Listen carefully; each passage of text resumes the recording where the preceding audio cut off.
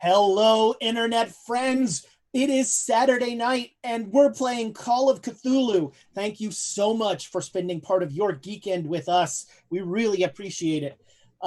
We are, first of all, I'm so glad to be playing Call of Cthulhu and not playing any other game that I will not name here. It was a great time playing a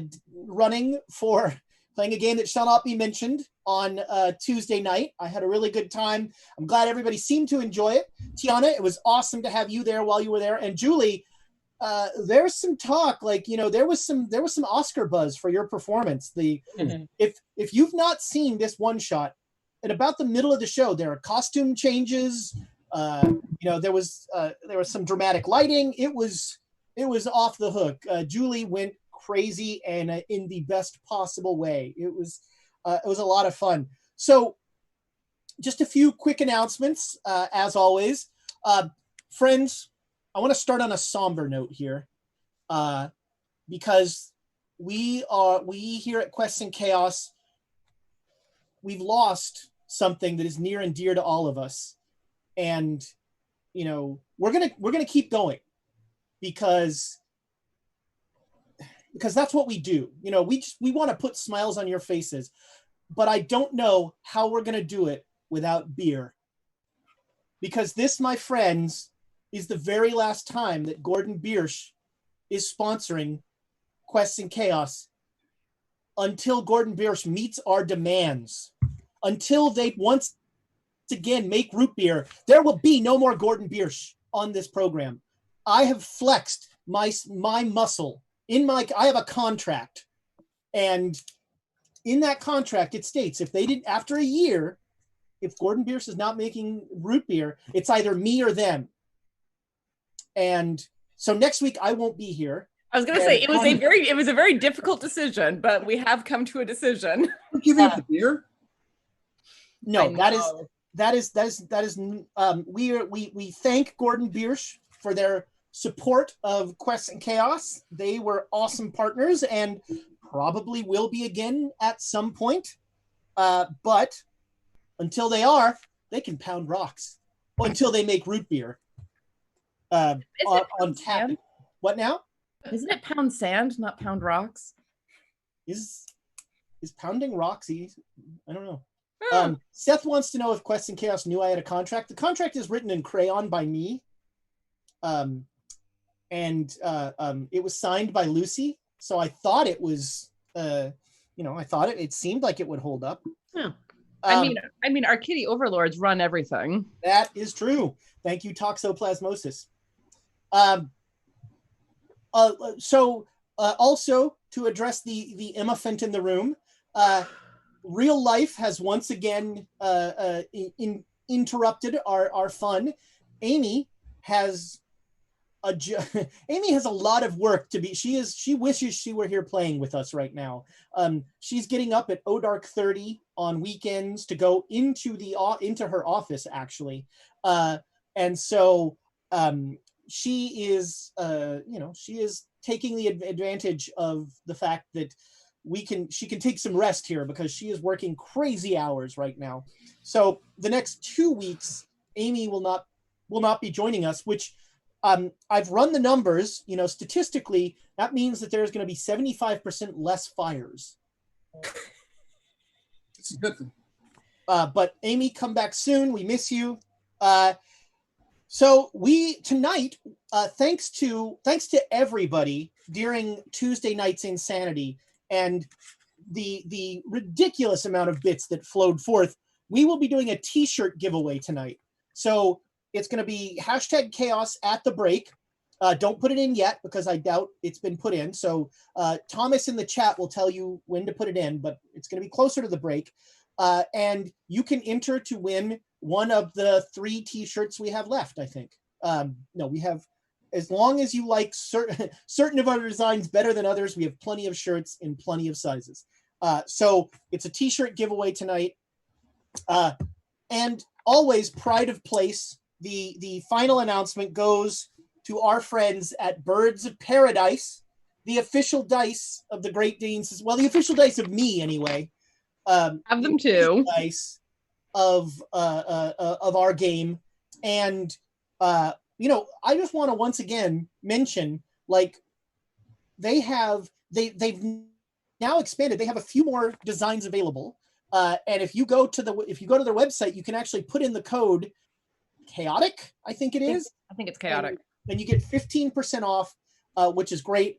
I can't say enough about their shipping. You order the dice, you get them, you know, I got them, I think, about less than a week after I ordered them. Now, maybe Andrea was doing me a favor, I don't know, but the shipping is very fast. You get your dice quickly. You also get a little stat sheet for birds from a game that we shall not name, a stat block, which is super cute. And actually, my lovely wife Rachel just recently gave some as a birthday present to a friend of hers, and it was super easy to just give somebody else's address, the dice head off, boom, you got yourself a birthday present. It was great. So Birds of Paradise, use them. They and coming soon, they're gonna have parrot shark dice. That is my goal. They'll have that'll be the unofficial fantasy bird. Oh yeah. I'm very excited about this. That will be very cool. I have some on order right now. So I mean the other dice. So nice. So again, we have a full week of Quests and Chaos entertainment for you here. Monday night, apparently Nick, Julie, and Tiana, third level characters? First. Good job, James. Run first. Apparently they drove a dragon off. Well, apparently. Right. We haven't driven it off yet. We're holding our own and not dying yet. The cliffhanger is its breath attack on everyone except for me clumped together. That is smart. Be away from everyone else. I'm hiding. I'm a paladin. I can't be away from everyone. I have to be up in all the crap. I mean, I believe, don't dragons' breath weapons go up with their hit dice? So like, this is probably going to be like a lot of damage to many of you. Well, I mean, we're all first level characters. I think Isolde has some of the highest hit points, and she's got 13. So, I think the Black Pharaoh is going to show up and like turn back time when you all die. And we'll find out some of you are constants. James, you're welcome to use that. It's a great way to get around killing players. It works every time. It's a literal Deus Ex Machina. You mean a way to get around not killing players, because then you get to kill them and then rewind time. It's true. And I got to, I did get to kill Nick last session. That was briefly. See, if you were playing first edition D&D game we will not name, every time you died, you'd lose a point of constitution. So like resurrecting stopped being fun after a while. Then you'd go to regeneration, which was weird because all of a sudden you'd have a bugbear arm. Okay, that's cool though. Yeah, crazy things could happen. It could bring mutation. So Monday, it's Icespire Mountain, Dragon of Icespire Mountain. And then Tuesday, the Chaos Agents are back. They were in initiative. Are they out of initiative now? We finished the combat. We ended as the combat was ending because it took literally a 3-hour session to work through the big fight that was the culmination of Ruckus's story. D&D fights. Oy. Yeah, all of that. I don't think we went through a full 10 rounds. Well, yeah. I mean, I was once again reminded as I was running it, and like I was exacerbating things. I was trying to get initiatives going fast and all that stuff, but yeah, D&D fights. I know, it's all Cthulhu. You just blow up the blimp and yeah, it's all done. Yeah. Someone suggested a first edition retro mitten. I could totally kill a lot of people in first edition. That could be really interesting because I've never played any edition earlier than 3.5. I think that'd be interesting. Oh. Well, if only to experience where we came from. Yeah. It would be interesting. Very different. Yes. Spells are very different. So yeah, Tuesday the Chaos Agents are back, and then we are back here Saturday to do that craziness that we do. So last time, time is an important word. The Great Dane Society was caught in a time loop, and they discovered that one man, the Count, was also not caught in the time loop, and they had to figure out how to get him his watch that was a magic item that made him temporarily stable. They seem to have very little problem with setting the poor count back into time with some serpent men. They seemed fine with it, and they blew up. The blimp blew up once. Nick died once. Joan almost died. It was all sorts of fun. But then everything was fine, and they have enjoyed the rest of the beautiful blimp ride home or to Berlin, and they land in Berlin. Before we dive into that, we've got some bits to do. First, for the players, we have 500 bits to the players from my favorite Twitch user, the Baroness. Then we have 1,000 bits from Lonely Yeti to the players. 500 bits to the players from Tamago Toro, who says, who wants to know who will start the fire when Emma's not around. I think we'll take turns on that one. Yes. And last but not least, taking food off my table. I mean, okay, our table. But 500 bits to the players from I can't remember. I think she's my third favorite Twitch user. Squirrel on the Run. My lovely wife Rachel, who gives the players bits, never gives the GM bits. It's become an issue. I may mention it every night before I go to bed.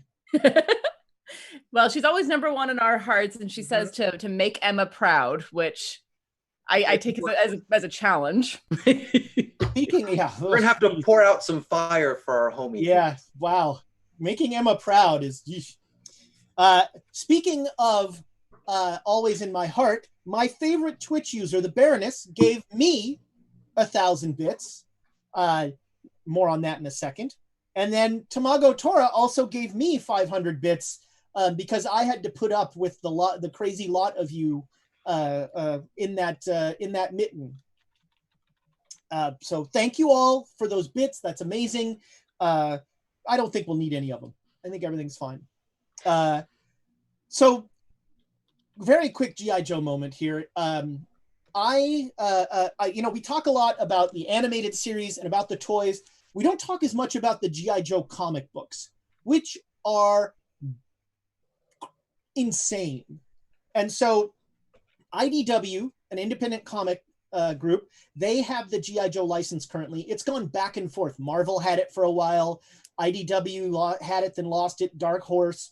IDW had G.I. Joe in the 90s. They ended with G.I. Joe 155, ended on a cliffhanger, like a story about a Crimson Guard member, one of the Cobra people, like writing a letter to G.I. Joe.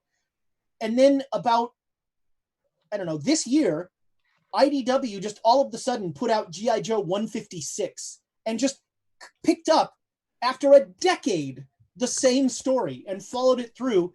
And it just gets crazier and crazier and crazier. We recently found out G.I. Joe has a base called the Pit in Utah.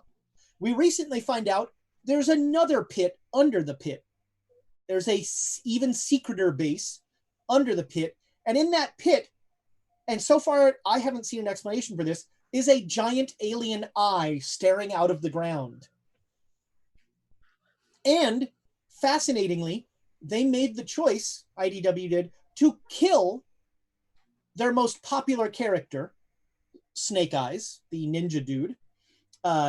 And in that series, he has been killed. It's insane. The comics, I'm not sure anything in G.I. Joe is canonical, really. But the comics, are just super crazy and insane, and well worth a look. The old Marvel run was good, but was a little kind of more. Well, the old Marvel one was a little more conservative, but it had these insane. It had a bunch of like weird stories about, like, that's where you found out that Cobra Commander was actually a used car salesman and all this. It's just it was all sorts of crazy.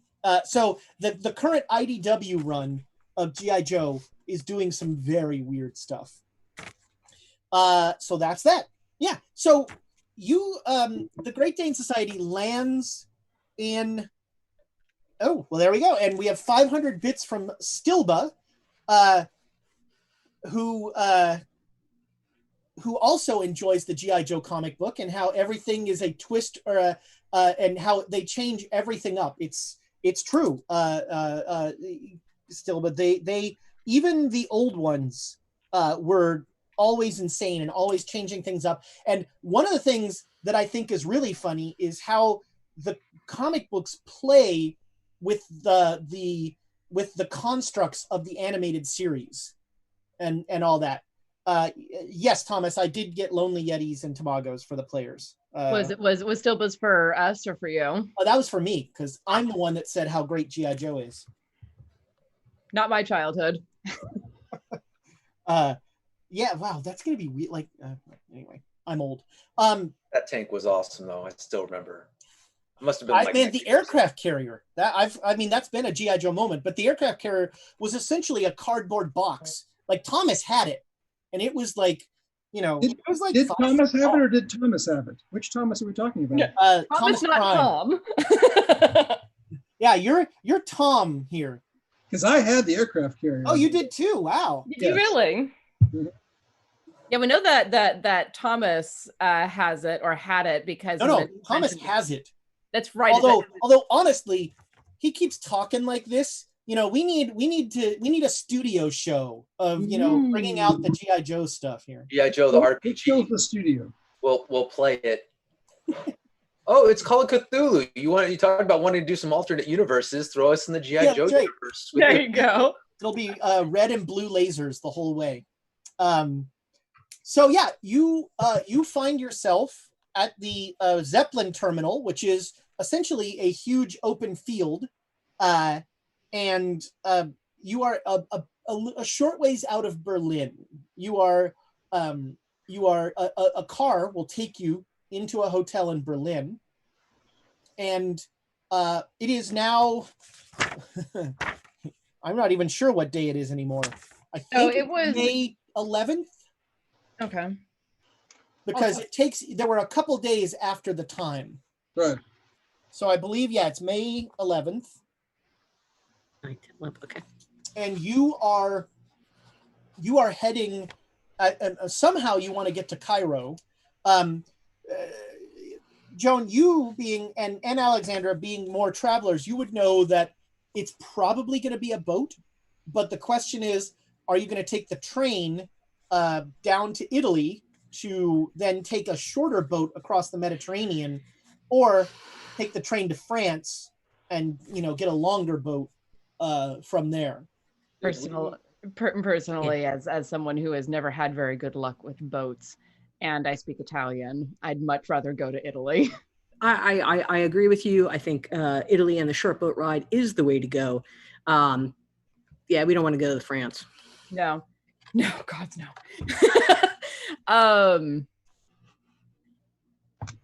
I did want to ask Ezra. We were talking at the end last time that we were planning to do like some psychotherapy with Dr. Hollister. Yeah, thank you for that. Yeah, so you have 2 days on the trip.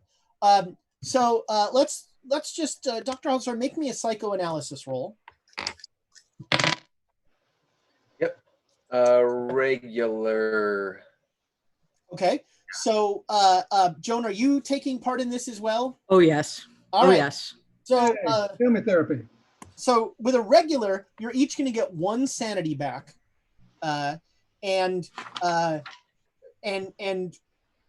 you've all you keep building more and more of a rapport as Dr. Hollister sort of delves into, starting to delve into some of the darker things you've done and figure that out.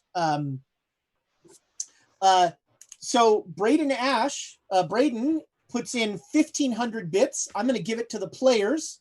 Oh no, Wow. It's a callback to the mitten.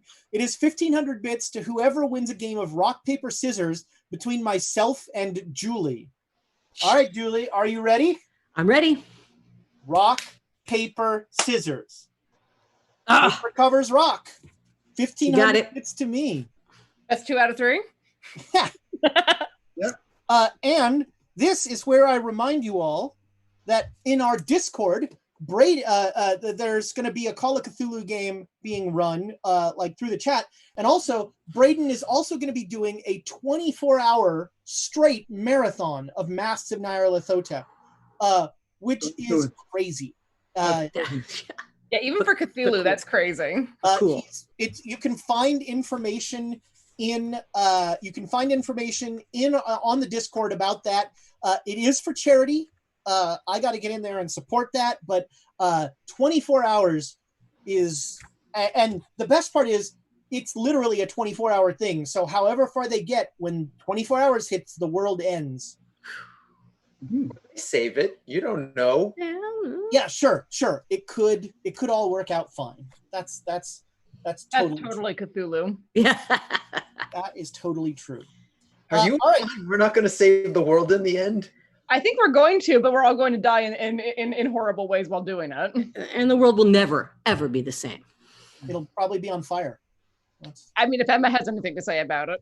Yeah. I don't know. Ezra strikes me as the kind of storyteller who will let the world go on, but like no one. That way, no one will ever recognize the horrible sacrifices that the party had to make.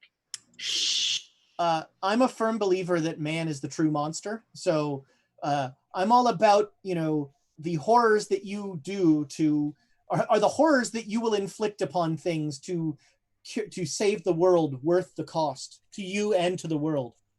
We've already found out the answer was no for the first version of the world.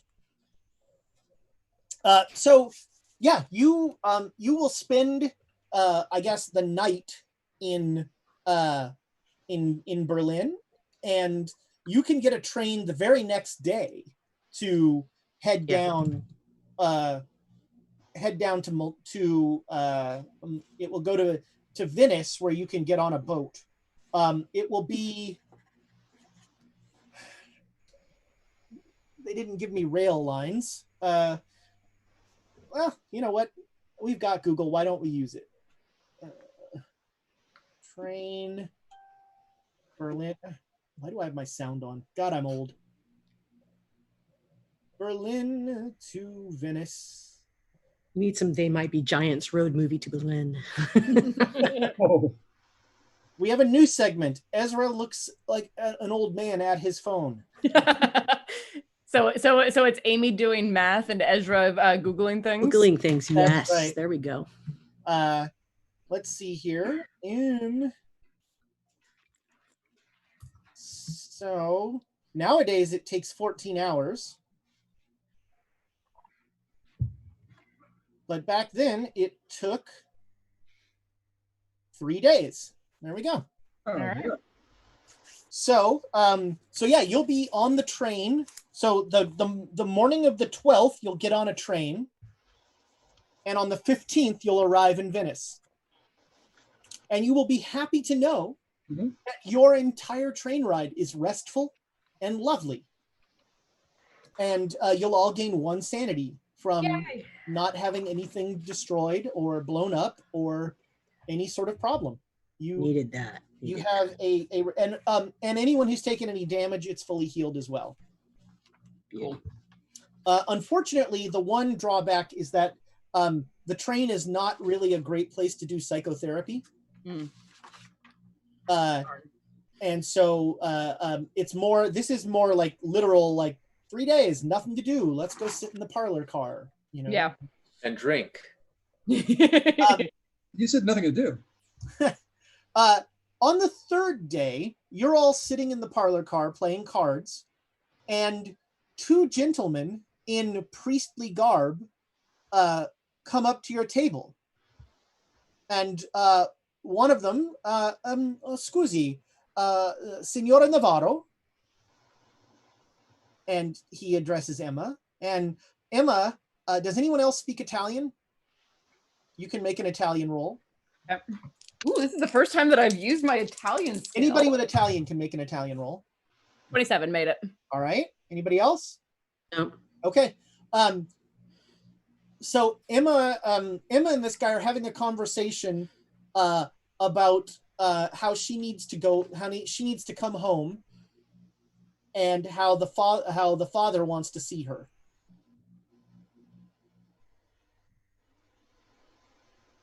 And Emma is Emma's trying to get out of it, but he's fairly insistent.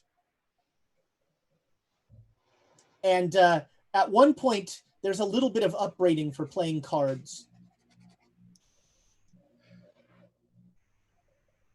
And so Emma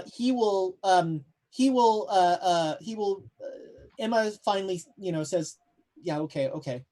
And he says, then I'll see you tomorrow. And he heads back. And Emma will tell the table that so remember how I work for the Vatican? Yes. I have to go to Rome. Do you have to go by yourself, or? I mean, if you wouldn't really be let into the sanctum. Well, we could spend a day or two in the city. Shouldn't be a problem. Oh, there's a lot of things to see. If you wanted to come and see Rome for a couple days. It's a beautiful city. That was my question. How long?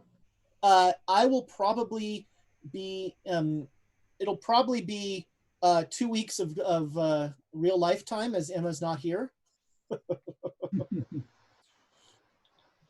Yeah, we can't stay there for 2 weeks of real life. No, it's not going to be 2 weeks of game time, unless you guys. Well, who knows? Actually, a few days would be good. There's a lot of things to see there, and I would love to see some of the museums and things. Yeah, some art dealers there. Might be a good place to do some research if we had anyone on this group that was so inclined. Well, and it's also not a bad place to resupply, just sort of in general. We haven't had a chance to get clothes that are more than the 2 sets that we each have. If you want, Emma will say, if you want clothes, go to Milan. Mm. Yeah, no, Alexandra will just grin. She's been there. So Emma says, all right, in that case, when we get into Venice, myself and Monsignor Fratelli were going to take another train, but if you guys want to come along, sure, that's fine. It's been a long time since I've been in Rome. I would love to. All right. When do we need to be in Cairo? When is the full moon? Yeah, good question.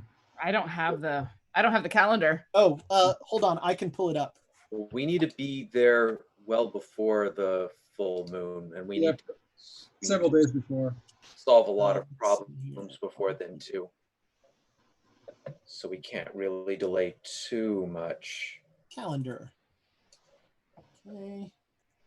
The full moon. We decided the full moon is all colored in, right? Yes. Okay. No.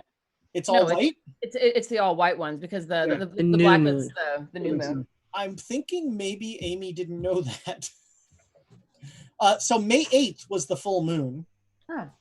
The next full moon will be June 6th. No, that sounds right, because we knew we right. couldn't make it. Okay. That's when we were in When's the next one, just so I can write it down? June 6th. What if we arrive in Egypt the week before to get ourselves set up, or at least 5 days before? All right, yeah. So like by the beginning of June. So we do have a couple weeks. That will be, I can't imagine that would it take us this long to. Find innocent blood. Wow. I've got all your dossiers and. Yeah. Maybe the Vatican can instruct us on the definition of innocent, perhaps. Let's try to give ourselves 2 weeks. Yep. Well, for what it's worth, we will be going into a place where all of the ecclesiastical arguments happen. I'm sure we can find a scholar who can argue out the definition of innocence for us. Ooh, yeah. Well, I'd love to hear that. The ritual did kind of allude to what it meant. Well, it alluded to what the people who are doing the ritual have to be. It has to be people who abhor evil. But will stand against evil.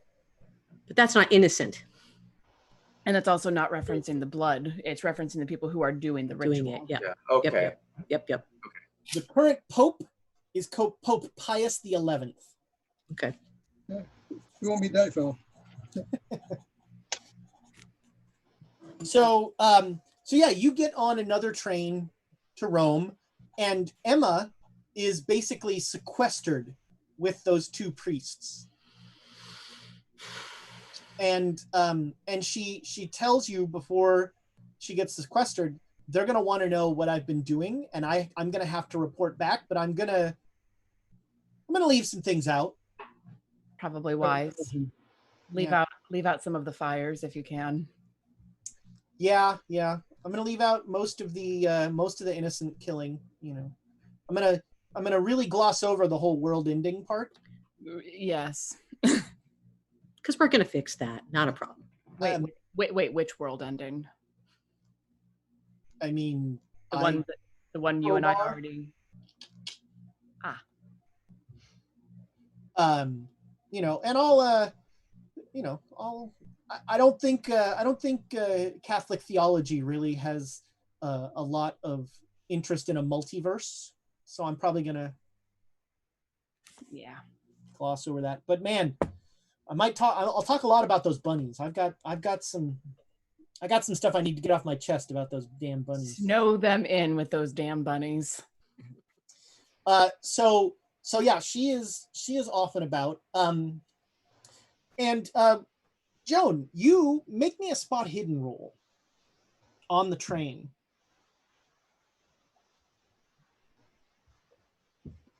Regular. All right. You see one evening in the parlor car. It's about a day from Venice to Rome. So on the train from Venice to Rome, you see an art dealer that you recognize from your from what you've been doing, and he like clearly recognizes you as well, and he sort of you know, he gives you a nod. His name is Marco Granetti.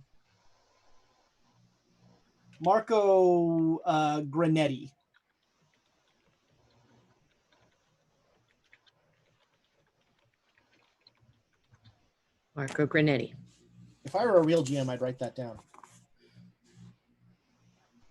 Much like the name of that police officer in New York that I know. So I see him, and I acknowledge him. And does he have an empty seat next to him or anything? Sure, yeah. Okay, I'll go over and say hello and say, oh, you know. He pours you a little brandy. Sweet. He says, Dr. Lamb, it's great to see you. Yeah, it's fancy meeting you here on the train. Yeah, I'm going to Rome to attend an auction. Ooh, there's some new artwork coming in. Yeah. There's some pieces that I want to bid on, some antiquities. Ooh, from what area? Mostly Egyptian. Nice.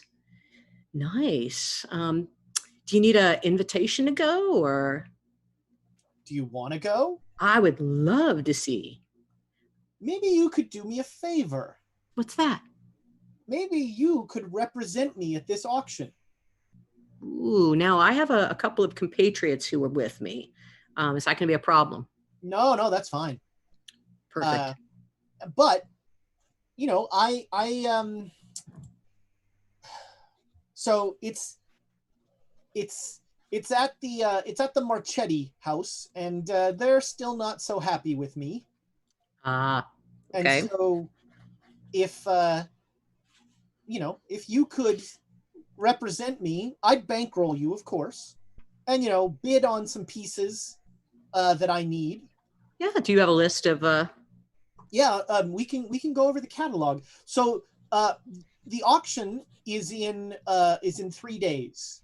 Okay. So it's the 18th, I think, would be 3 days. Yep. So you're going to get into Rome on the 15th, the evening of the 15th. And so it would, I can go over the catalog with you, and you can, maybe you see something you like. You can certainly bid for yourself, but I have pieces that I want, and I'll give you, my ceiling. But I trust you. You know the good stuff, and if there's something you think I need or something that you think I could move. Right. And for that, you maybe help me pay for some item I might like. Yeah, of course. Yeah, buy yourself something nice. I think that's only fair. It's only Sweet. Fair. So yeah, he'll sit there and he'll talk with you for a while. He'll have the catalog for you in Rome. He asks where you're staying. And we haven't picked a hotel yet. Oh well. Do you have a recommendation for us? I mean, I like the Astoria.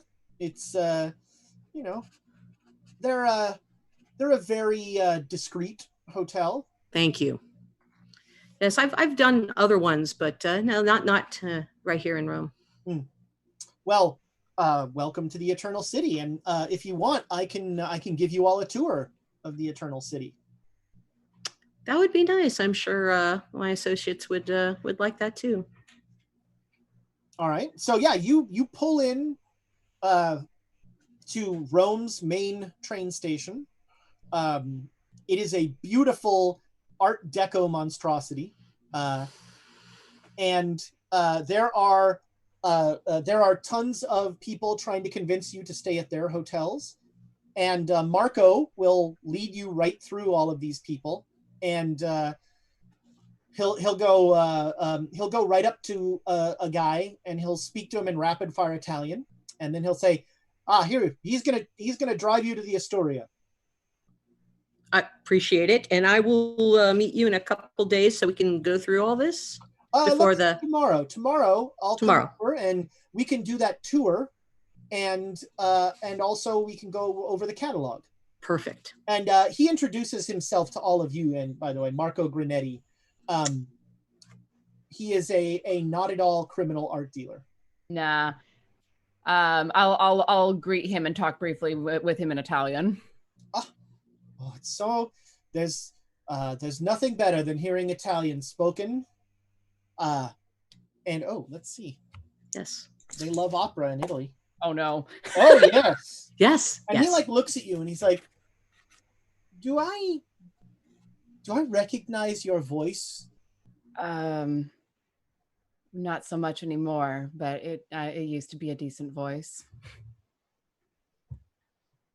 It sounds so familiar. Are you? Do you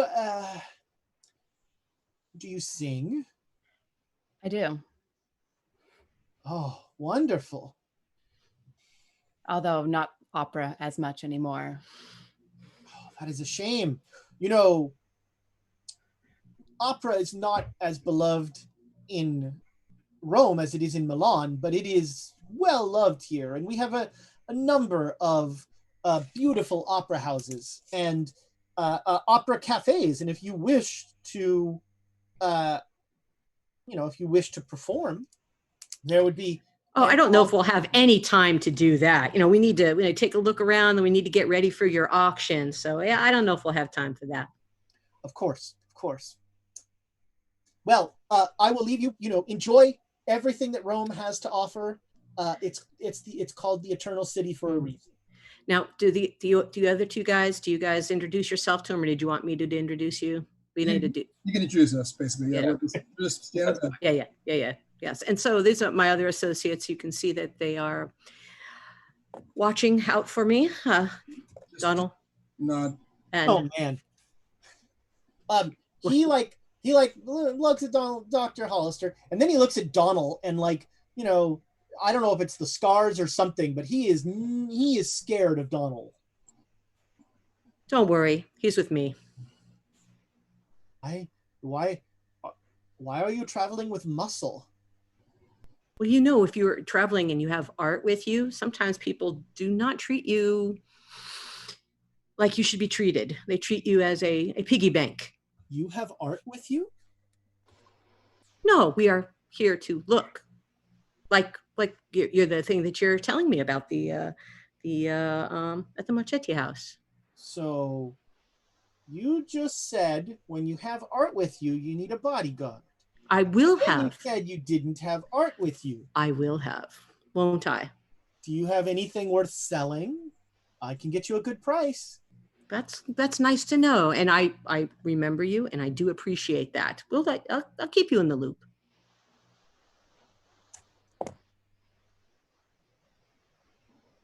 You wouldn't hide something from me, would you? Not something that I was going to sell. No.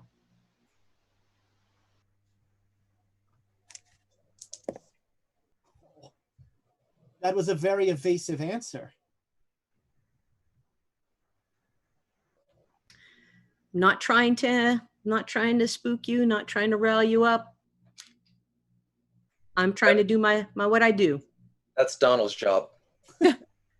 Yeah, you say that. He's like, oh, right. I'm sorry. I didn't, of course, mean to question your motives at all. Yes, well, I'll just be going then. We'll see you tomorrow. Hope that if you have any interesting items that, you might be willing to share. We'll keep you in mind. He'll scurry away. See you tomorrow. Earshot. Where exactly is the capstone right now? I think Joan has I'm it. assuming Joan's got it. I have it. I'm not going to whip it out right now, guys. Come on.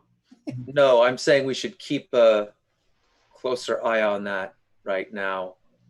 Yes. It's not a great thing to carry around. Nope. We're gonna stone. Yeah. I was thinking we could do like we've done in other hotels and be able to put it in their safe. Sure. Yeah. And it sounds like the Egyptian craze has continued unabated. Good for us. Maybe. Anything in that catalog you might actually be interested in? We'll see. Yeah. We'll see. So you have a wonderful meal in Rome, and it's 9 o'clock at night, and Rome is just getting going. If anybody wants to have some nightlife, sadly, Emma has already headed off to the Vatican, where the nightlife is less great. I also want to quickly shout out my second favorite Twitch user, the J Matthews Band, has come through, and he had 500 bits for Emma, but Emma's not here, so instead, apparently alphabetically, it goes to me. Yeah, fair enough. You You have to go through the whole alphabet before you come back around to Alexandria. Yeah, that's the trick. That's the trick. So yeah, you can spend a night wining and dining in Rome. You can. Yeah, we're on vacation. Let's keep it going. Well, yeah. I assume have we booked the hotel? Yeah, he took you to the you're at the Astoria, and you have stored stuff in the hotel safe. I was going to say, if this is the hotel that he suggested, maybe we want to consider a different hotel, considering his interest. Dr. Hollister in on the backup hotel plan. Not to be paranoid. Well, but yeah, let's take this to a backup hotel and store it there. A place like this prides itself on its discretion, which means that if he comes asking for something from the hotel safe, they'll tell him to come through me. Or it could be a place that he has connections with. True, he does. He probably has some connections, but they're not going to put one person like that over us. They won't. Okay. But I think it's a good idea, though, we always have our backup hotel person here to get one. We always get a backup hotel. That's just the rule. Yeah. Is the backup hotel fancier or worse than the Astoria? So is the Astoria like a higher level discreet hotel? The Astoria's a mid-level. It's a very comfortable hotel. Yeah. If we're gonna stay at the Astoria, we'll spend less on the backup, I think. Honestly, the nicer the hotel, the less discreet it is. Because anybody who's staying at the palace wants to be like, Guess who's staying here? Yeah. You should come. This person's here. Yeah. That's right. As someone who was kind of a name in the opera scene, Alexandria wants to avoid places like the palace because no, I do not want to be asked to sing at an opera cafe and have to explain, don't sing opera anymore, sing jazz. I mean, y'all interested in jazz? No, I didn't think so. And that's how the riot starts. Yep. Well, that's a good point, though. Do we find any bars or anything that do jazz? We can. You can make a luck roll. Yeah, I'll join in on that. Are we doing a? Are we doing a group or just a single person? Sure, do a group luck roll. All right, let's see. I'm gonna need. Let's see here. I'm not going to stay out too late, though. Hard success. I got a hard Two success. successes. Sure. Yeah, you find a jazz bar in a more beat up part of town where you probably find a backup hotel as well. Well, I mean, if we're going to store the tablet or the capstone at the place that we're at, there's no reason to get a backup. There's always a reason to get There's a backup. always a reason for a backup. We're going to be here long enough. We need a backup hotel. How about, all right, I'm going to throw this out here. No one cause any trouble. Yeah, that did not work so well on the dirigible. We tried. Emma even tried to not cause trouble. It didn't cause any trouble. That was not us. Yeah, and we didn't need a backup hotel. Trouble caused to us or on us. Exactly. Trouble comes to us regardless of where we are. But when it comes to us, we don't need a backup hotel. That's why we need a backup hotel. So we have some other place to go. Yes. If something happens, we go to the backup. It's our rendezvous point. Yeah. Well, why not this jazz club? Jazz club sounds Let's good. go to the jazz club. The jazz club is wonderful. If anything happens, The drinks are strong. The jazz is hot. It is a beautiful night. And you end up staying out a little later than you planned, but you don't have anything to do tomorrow, so it's fine. I'll head out a little early, actually. All right. It's nice. May 16th is May. I need to pull that calendar back up real quick here and make sure that May 16th isn't a Saturday. May 16th is indeed a Saturday, so you are fine. Yeah, not a Sunday. Rome will shut down. Yeah, not a Sunday. So the next day is Saturday. Everyone's going to market. There are families out and about. There are tourists everywhere. Rome is, an incredibly busy city.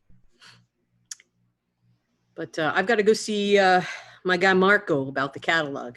Okay. Suppose we should do some research on innocence?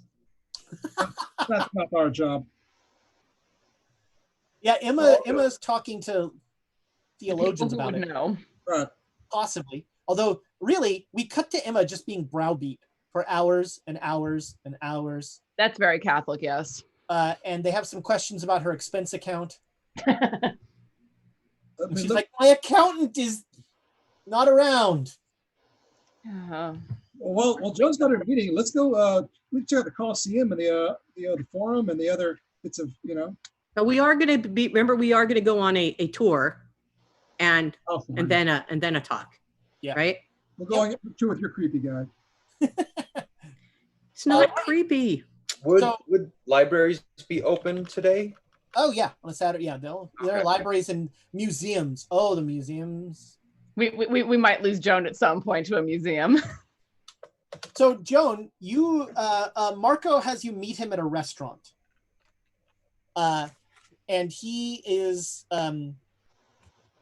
it's early for lunch, but he's having an early lunch, and he has you sit down. And make me a psychology roll.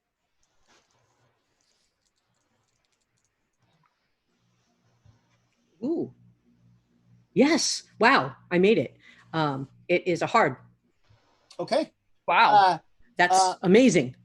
I got an 03. Marco seems a little nervous. Okay. Oh man. What's the matter? You worried about this auction? You having a couple days? Worried? Who's worried? You sound worried, buddy. I don't know what you're talking about. Well, I do. I can see it. What's up? Well, I'm wondering why you're holding out on me. Because I haven't gotten all the pieces of the things that I need yet. I'm looking for some certain pieces of things to try to make a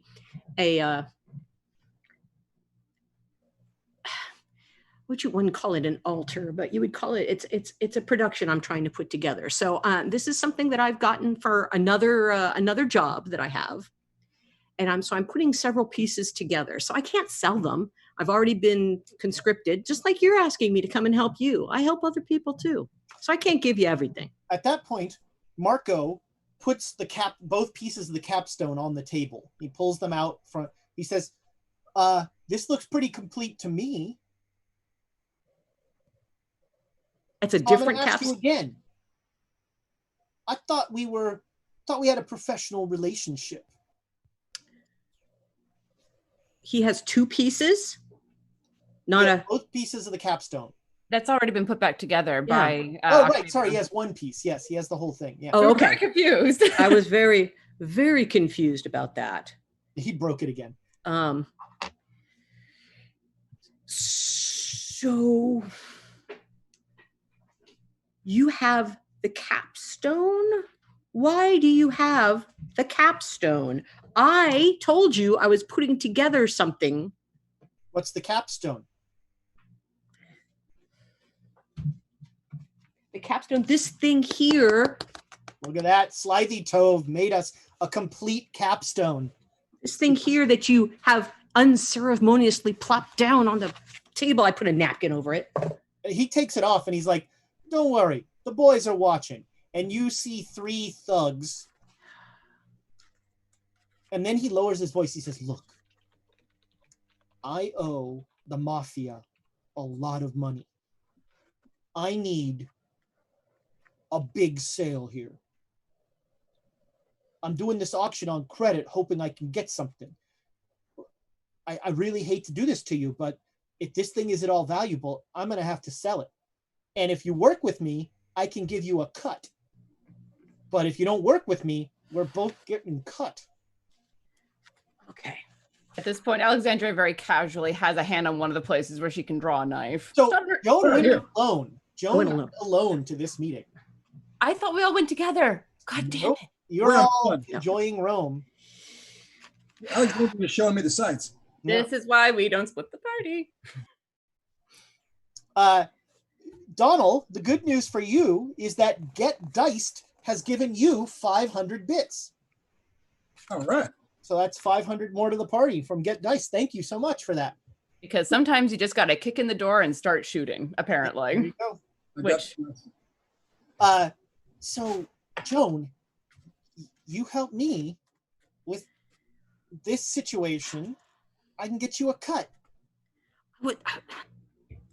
Yeah, but look, this isn't just some regular sale, man. I'm talking about, there's big things behind this. If I give it to you, then neither one of us is going to be safe, no matter who you got behind us. Dude, this is. So this is valuable.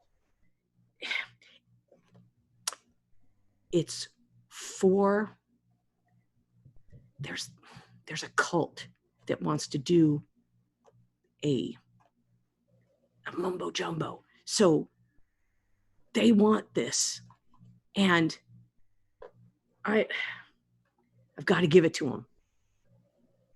Will they pay for it?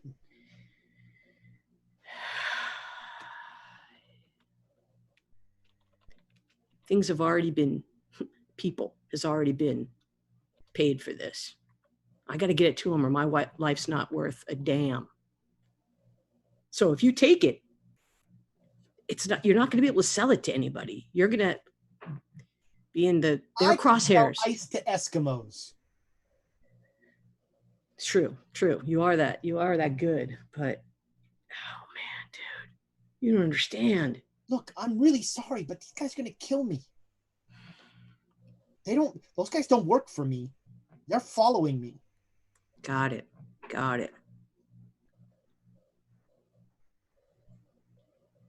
No, everything's fine. Maybe some biscotti. I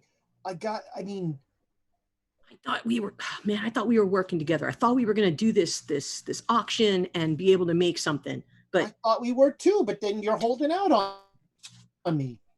I told you it's not. As soon as you started doing nothing that I want to sell mumbo jumbo, I knew you had something.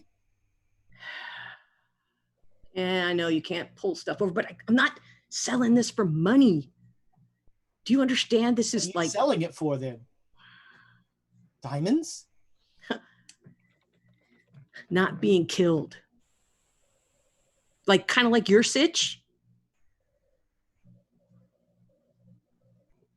If I give to you, so you've got the mafia after you? I got the cult mafia. The hell's the cult mafia? You know all those Egyptian artifacts and things I've been bringing in? Yeah. Some of that caught up with me. So this artifact. You got some Egyptians chasing you. Some really nasty ones. Here's the thing. I can get you mafia protection. I just have to pay them off. Yeah, I know, but this thing is not our ticket. We got to find another ticket for you. And you don't want to go to Egypt right now. That place is crazy. I know, but we got to go. All right, everything I've done is for nothing. What have you done? Everything. Come on, dude. Look, man. I really, man. I've done. You've worked with me for a while. You've seen some of the things I've brought in, right? I have, yeah. That's why I knew you'd have something worthwhile, something valuable. But we do have people. That's why I have to have the muscle, man. I got people chasing after me and stuff. There's separate factions. There's separate things who want to get this. You don't want to get your buddies into that at all. You just make me a sanity roll. Yeah. Yeah. That's not gonna happen. Oh, I actually did. All right, so you stopped just short of ranting and raving about all of the people that are chasing you. Just short. Yeah. Look, I'm really sorry, but I can't do anything. They're gonna kill me. Well, you took it. Then you got to figure out how to dump it. I can sell it. Tell me who you sell it to. Let's do that way. Tell me who you sell it to. All right. Yeah. You know what? I owe you that much. Cool. And then it's probably gonna be something like this. Let's see. He'll make an appraise roll. Mid dynasty. I mean, I think I'm gonna have to sell it to Warner. He's talking about a German antiquities dealer who is super disreputable, but buys almost anything. Okay, is he based here? Yeah, he's here in Rome. All right. But I will tell you who I sell it to. And I'm still, you can say no if you want, but I'm still, if you would represent me at that auction, there'd be some cash in it for you. Why don't you want to go? Well, because again, I am not welcome in that house. Oh, so you are looking for somebody. So you think you're going to make me want to do you a solid after this? I'm going to pay. I said I'd pay you, but I completely understand if you're not. No, I got to do it. It might help you buy this back from Warner. All right. We have 500 more bits for the players from Stilba, who suggests you bash him on the head and take it. Mm-hmm. It's a I very don't want to helpful... break it again. That's a good point. We'll give first. All right. So yeah, he will put the capstone back in a satchel, and then he will say something in Italian to the three goons, and they will usher him out to a waiting car. What about the catalog? He does look back apologetically. What about the catalog, man? When are we going to talk about that? It'll be at your hotel. All right. And you head back. So you guys were out for the morning doing some trying to beat the tourists to sightseeing. You come back to the hotel for lunch, and Joan is at the hotel for lunch. Holly, you were right. Oh God, someone write this down. What was he right about this time? What happened? Went to meet About the backup hotels? with Marco, and guess what he plopped down on the table in front of me? What? He took the stone. Son of a bitch. Didn't we just put that in the hotel safe? Yeah, This hotel yeah, that we're staying in right now. yeah. Well, we're not paying for it. Where is he? He is in the company of some mafia, Oh. and he's attempting to sell the stone. He said once he sells it, he'll let me know who he sold it to. I am still going to go to this house and bid on some objects, because if they have some antiquity objects there from That is Egypt? so unimportant right now. Can we get guns? I've got one. Can we contact someone from the embassy and help equip us here? Yeah, can I go? So you're going to go to the American embassy and ask for guns. Hey, they're Americans. They got to have them. All right. Well, and here's my question: do we want to continue staying at this hotel, or do I go and dress them down in very angry Italian before for our things being stolen before storming out? I'll tell you what, why don't I go up right now? I didn't want to do anything without you guys here. Let's go up right now and see if they'll give me my satchel back with my things back. And if not, and then we'll storm out. Off we go. What do you guys think? Let's do it. Let's get Sure. Let's go. But do I think that we can, I'm pretty government employed. Do I think that I could get some Pretty government employed. I feel like you'd have a better chance at a military base. All right, but is there one here? Is there a military base here? I don't. Not that you know of. All right, then I'll try the. I'll really quickly put in a phone call to Rogers to Thank you. tell them at the embassy to see if they can find something for me. Okay. All right. Yeah, you leave a message because it's a different and you tell him to get back to me at the hotel. It's more of a message for Delta Green to get someone in authority to contact them, and yeah. Okay. And you you come up to the desk, and there's a very nice young man there, well dressed. Hello, welcome to the Hotel Astoria. How can I help you? Yes, well, you are staying in the Plaza Suite. Yes, well, I had put my bag in the safe, and I would like to get my things out now. Of course. 1 moment, I will be right back. And he will go, and there's a uncomfortable pause, and about 10 minutes later, he comes out looking a little queasy. I'm very sorry, but You're sorry? yes, it appears that our safe was inadvertently left open overnight, and everything in it seems to have disappeared. We have our hotel detective working on the case right now, and we will involve the authorities. If you can just please write down everything that was in the bag.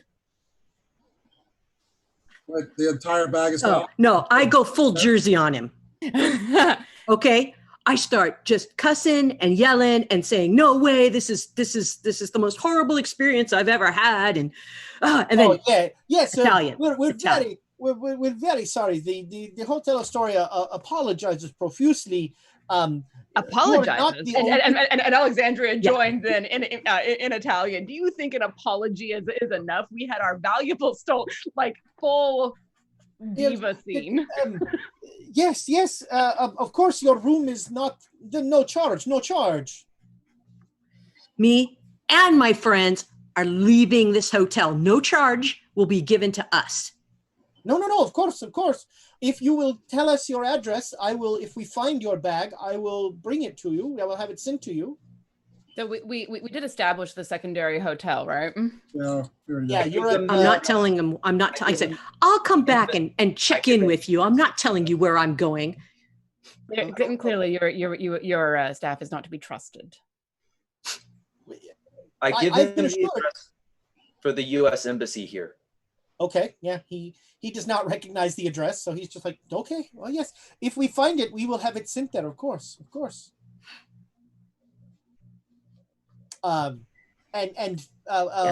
You do that after we move off a little bit, right? You give him that address. We'll move off a bit, and then you'll go. Oh, here's the address. Oh no! While you're there, I push in and no, this needs to be. This is government property was taken. This needs to be returned. He can be the good cop. We're the. I know, but I was going to try to. Okay. Oh no, I'm not good copping. I'm not pleasant in the slightest towards them. Compared to the rage of the two women, you probably seem downright pleasant. Well, that's bad cop and cop. There we go. Cop, regular cop. No, of course, we are very sorry, and we will do everything we can to find this. That seems to be his default sort of, And I mean, fair enough. He's a minimum wage worker at the front. I feel bad for him. I'll go collect my things and come back down and be like, yeah.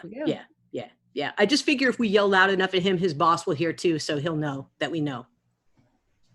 Someone understands that there's some rage going on. Yeah. Yes. No, it has been clearly spread. So actually, go ahead. Oh, I was saying that we should not be going to the backup hotel right now. We should be hunting this guy down. No, it's not going to work. Let's go to the backup hotel first. Store our things. Make a plan there. Hold on. Okay, so the satchel contained the capstone. Not just that capstone, but a ton of incredibly dangerous arcane knowledge. If I remember correctly. That's correct. That's where all the notes are, isn't it? Yeah, this isn't time to play around. We don't have to. We aren't putting our stuff up right now. We have more important things to do. As you are walking out of the hotel, the poor guy comes running up very excitedly with the satchel, and he's like, "We have found it! We have found it! Here it is! It was in the garbage in the kitchen." Oh, John, all right. What's missing from that satchel? The only thing missing is the capstone. At least the notes are all there. Yeah, but I'm going to still tell him, I go, okay, but they still stole from it. Oh, what did they take? I will find it. Okay.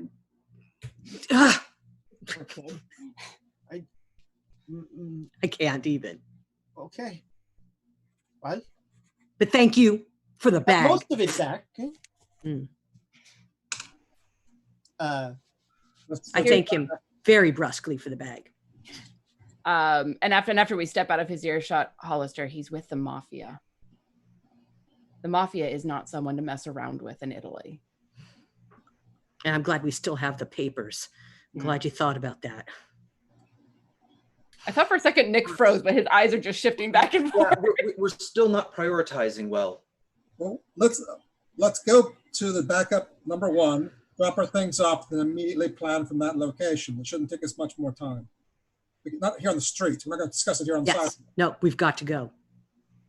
All right, so you head to the Hotel Fountain View, which is not in view of any fountain, Of course.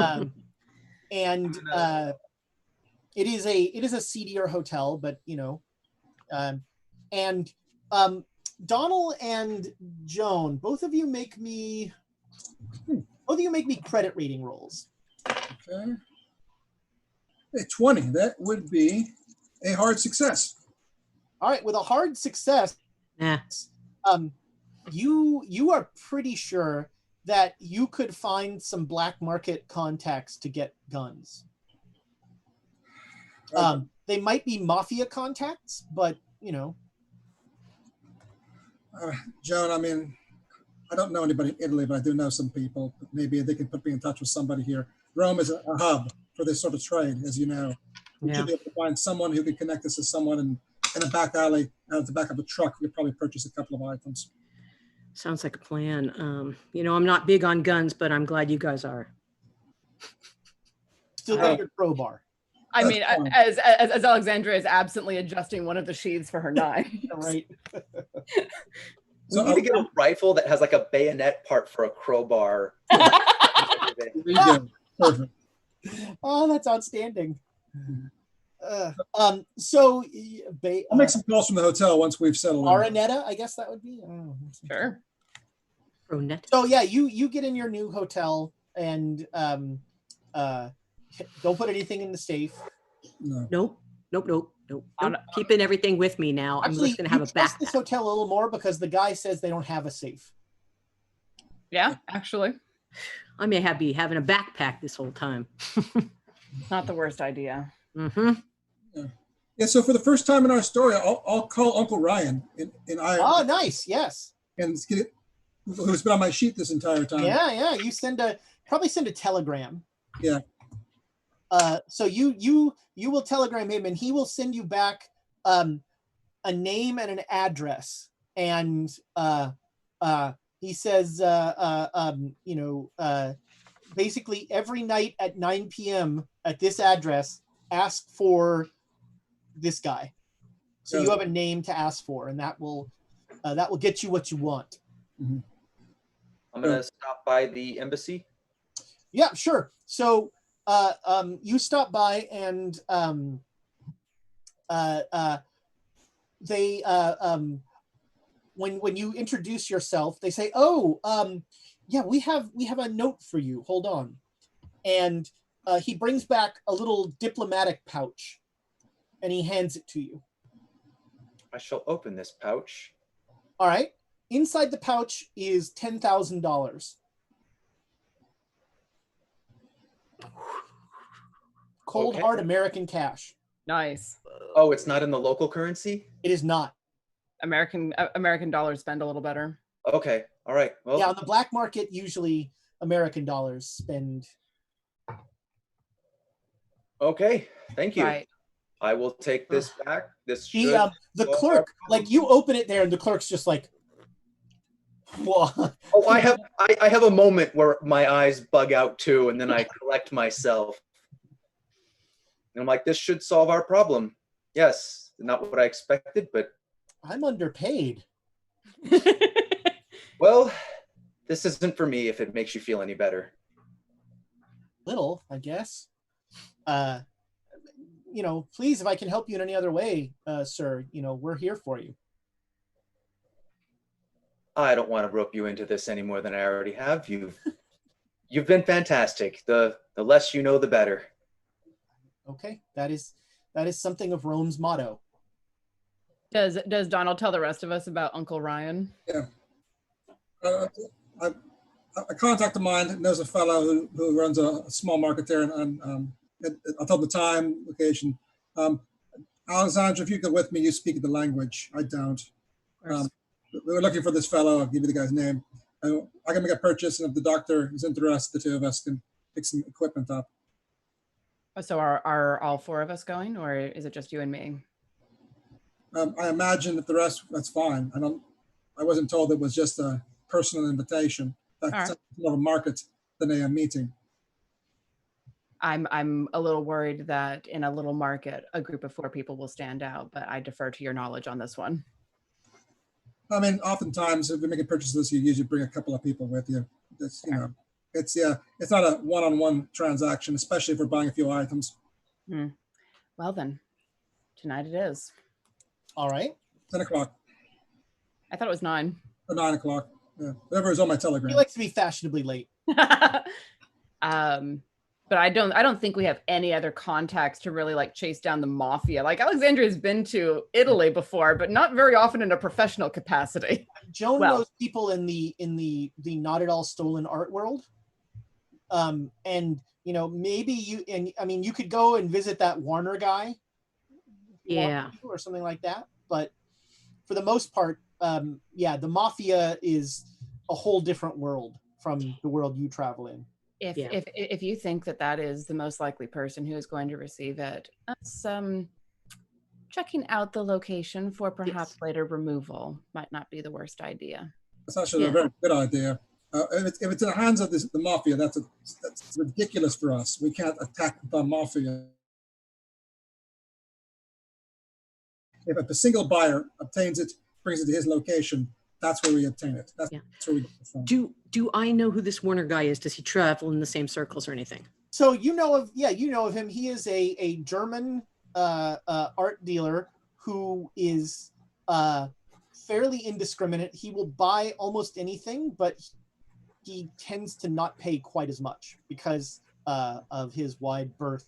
And everything that he sells usually gets sent back to Germany. Everything that he buys gets sent back to Germany to sell there. We have to go back to Berlin. Berlin.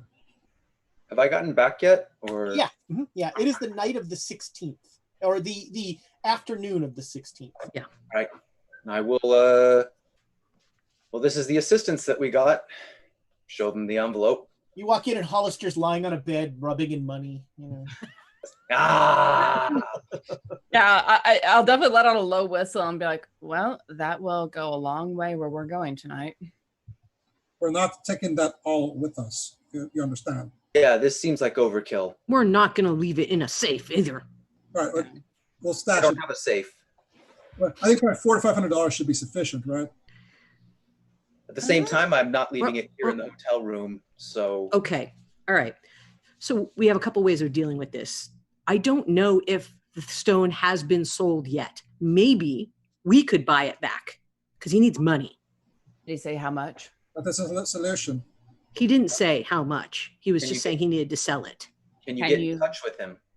You can easily, you can, you can get a message to. Yeah. Right. Yeah. That fellow Werner, he said he pays, but he doesn't pay a lot, correct?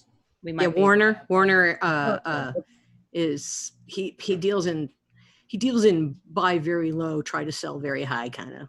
We might be able to outbid him and thus make this a lot easier. No, I would try. I didn't want to get into a bidding war or anything like that. I was just thinking if I could figure out how much he needed, if it made sense, because he knows we could tell him. I could say, "Hey, man, I know this Warner guy. He's not going to give you a lot." Just get in touch with him and find out how much he's selling it for to him. Okay. And then we may be able to make a counteroffer, but don't allude to a number. Nope. Got it. We just got raided. We All just right. got raided by a gob knight and a penguin witch doctor. Welcome, friends from Here Be Dragons D&D have just jumped in. We're playing Call of Cthulhu, and currently they're trying to buy an arcane relic back from the mafia, and with varying levels of success. Yeah. You get a message through to Marco through your contacts, Yes. and so you want to go check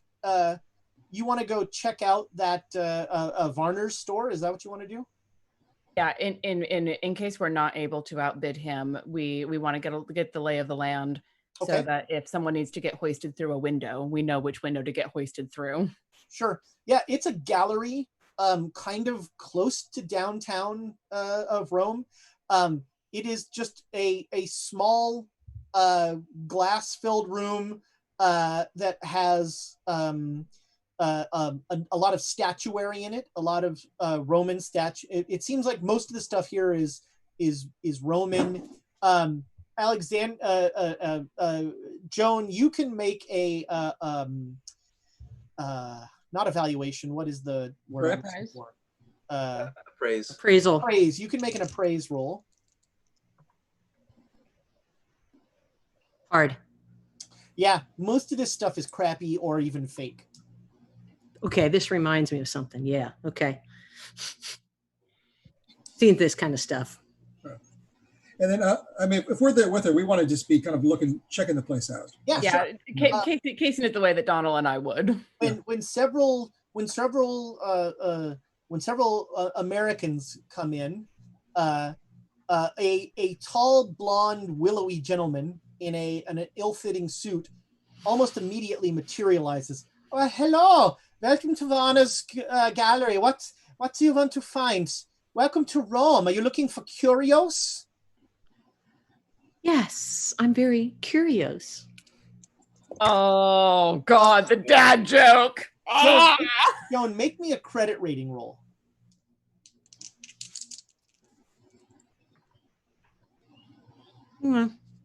Okay. So he kind of looks at Joan for a second, but then he just continues into his standard patter. And he says, well, this is, this is a wonderful place to find all sorts of things that you can't find anywhere else in Rome. You see, this lighter was used by the Pope. Oh. Wow. And over here, in this case, those are 4 of the teeth of John the Baptist.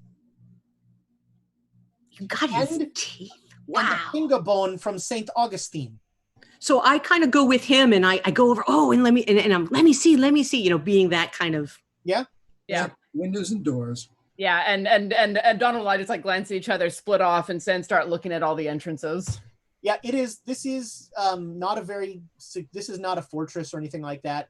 It is a glass front building, and there's a single door entrance, and it looks like there's an office behind it, but he clearly does not live here. There's not like an upstairs or anything like that.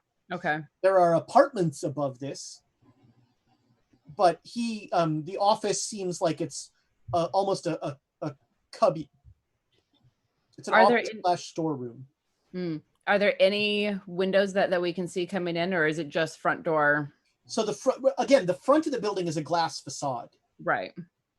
Not very easy to get a knife in and pry open, though. No, that is true. Yeah, we'll probably do a backdoor entrance probably, but or even the front, depending on the time of night.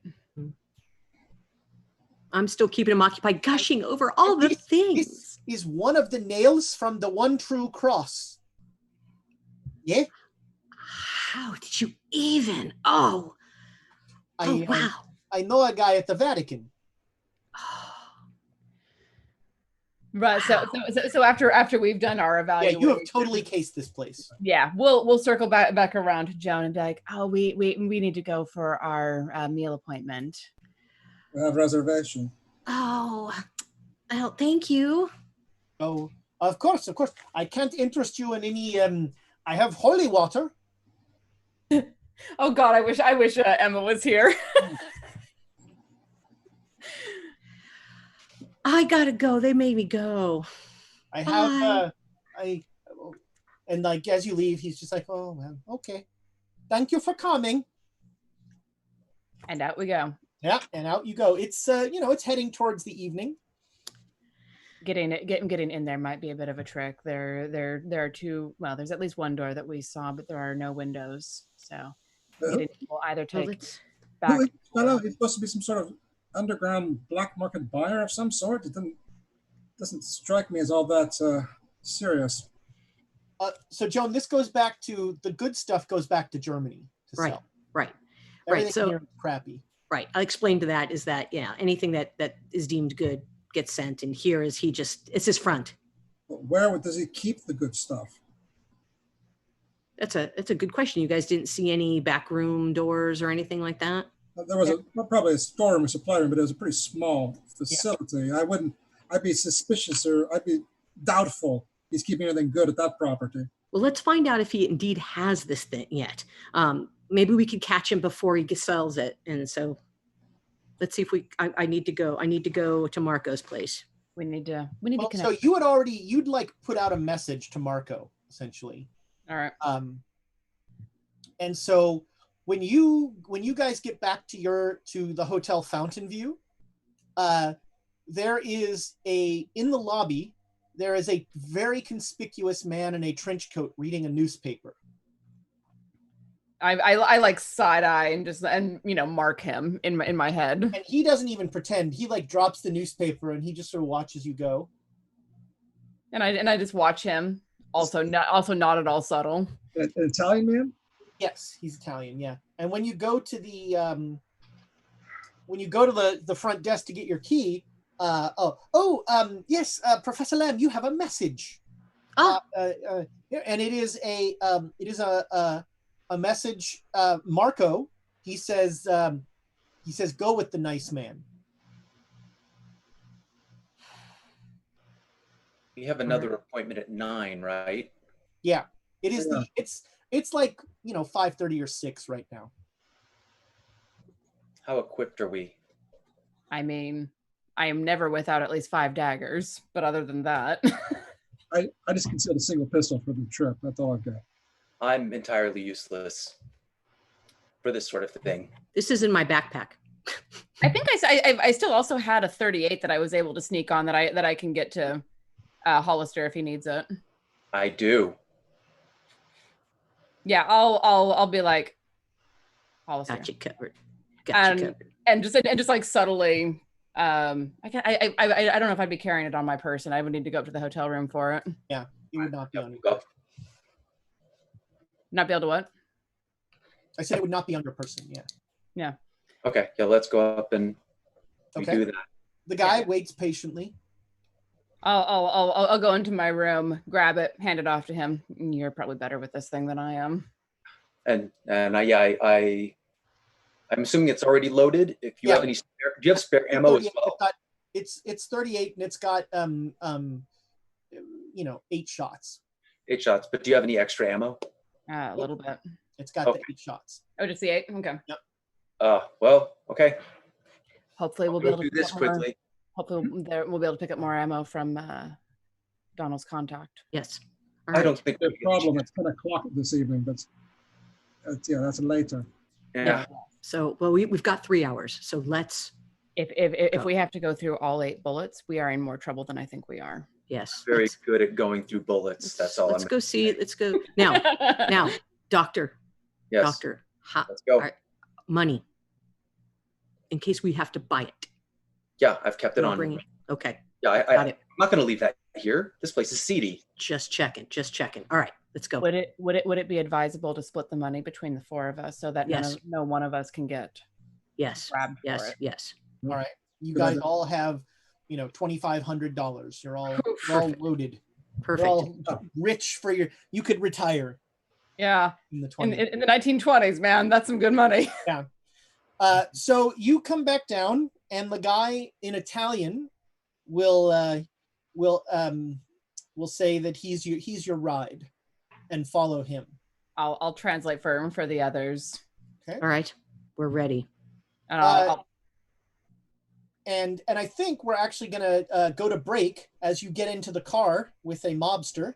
So it is going to be the giveaway. Thomas, let me know. Make sure in chat that I think we're good. I think it's #chaos right now to win.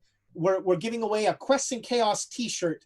So #chaos, and we will be back as soon as 6 people can use 6 bathrooms.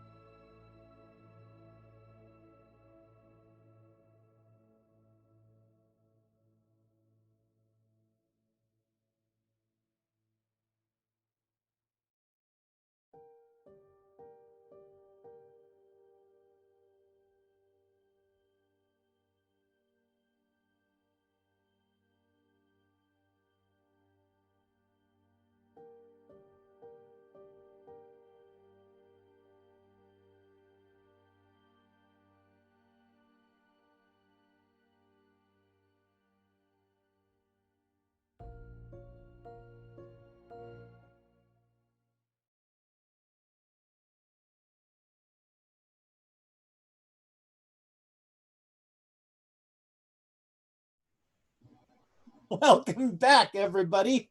That was a very fast countdown. That was the most professional countdown I have ever heard in my life. Yeah. Thomas. Well done. So Thomas is sprinting to the other computer at the palatial Quests and Chaos Studios.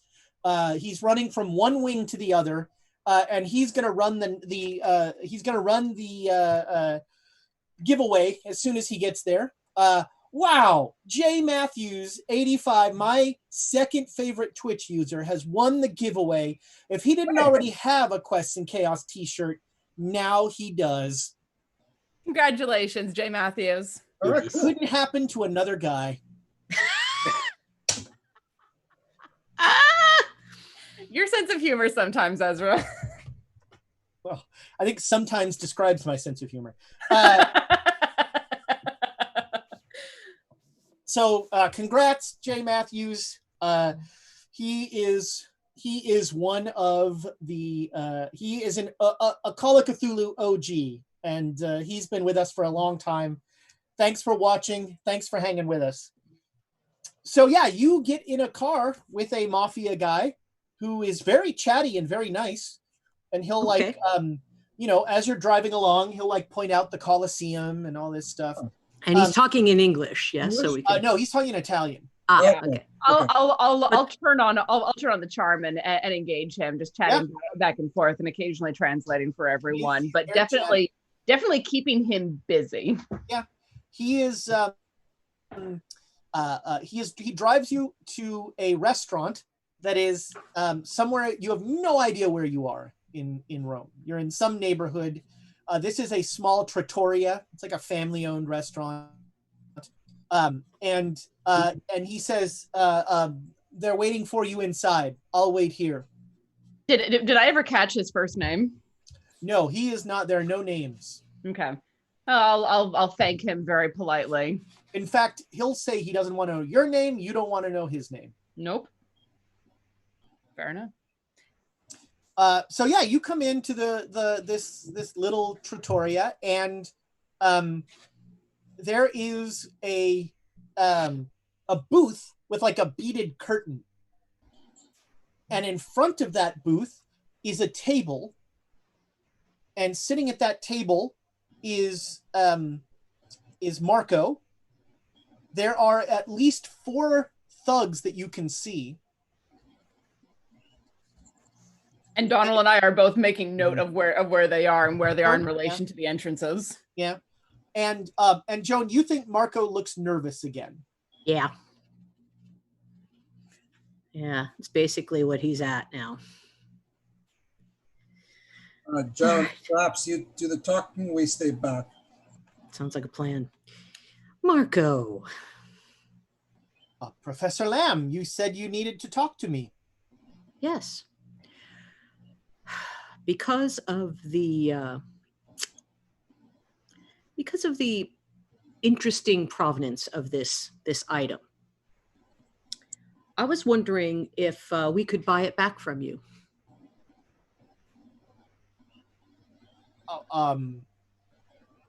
He kind of does a sideways glance at the beaded curtain at that, and he says, well, I'm interested. I need a great deal of money fairly quickly. And how much would you be willing to pay for a piece like this? And he puts the capstone down on the table. How much do you need? What is your current offer? I have spoken. I have a number of people interested, and he once again looks kind of at the beaded curtain for a minute, and he says, "I have somebody who's willing to go as high as $15,000." How close are we to the beaded curtain right now? So you all came in the front of the restaurant. The beaded curtain is at the back of the restaurant, and Marco's table is in front of that. Okay, so the curtain's in front of us, right? Yes, you can see sort of. There's a figure you can kind of see through the beaded curtain. Got it. Sitting at the table. Okay. In there. You got an offer of $15,000 for this. I did. Varner couldn't believe it either. Varner was going to offer me 10. I'd much rather sell to you.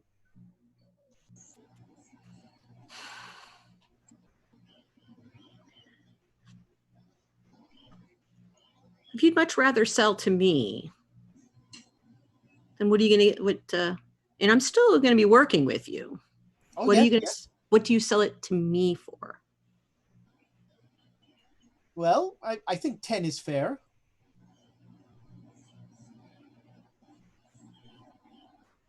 I mean, I've got the offer for 15, but you know, I feel like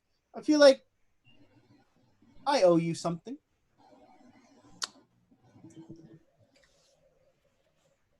Well, I'd be able to. I see it the way it is and the way we have things right now. 5.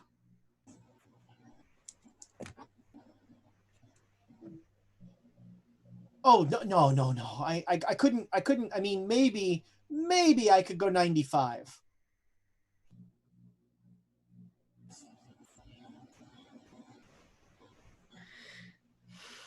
Yeah. Do we want I to know. step outside and discuss this? One of the thugs in very muscular Italian says nobody leaves. And I'll reply in very musical Italian. We understand this.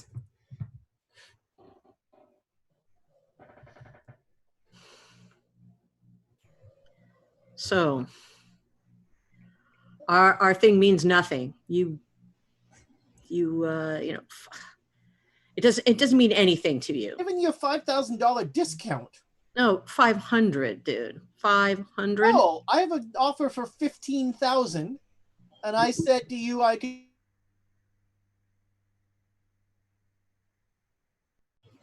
Yeah, you said 9.5, but I'm cutting my own throat here. no. Looks like the guys around here could do that.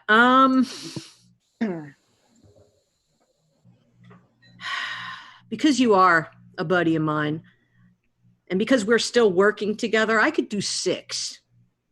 And that's a solid right there. You can?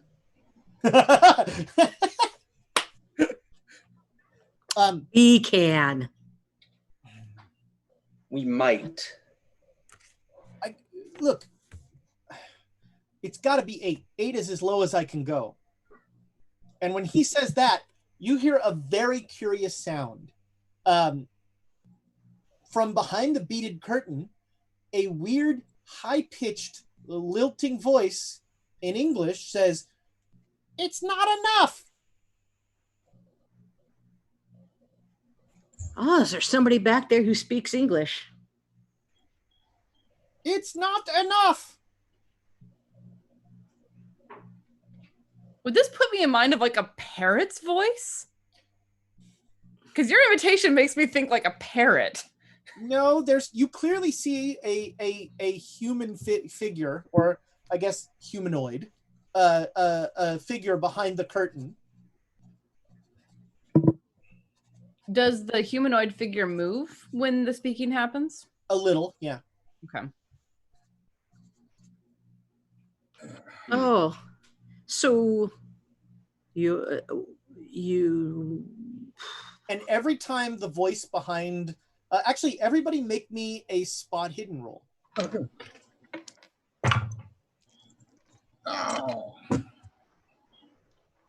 So anybody who makes it, Or- every time the voice speaks, Marco winces.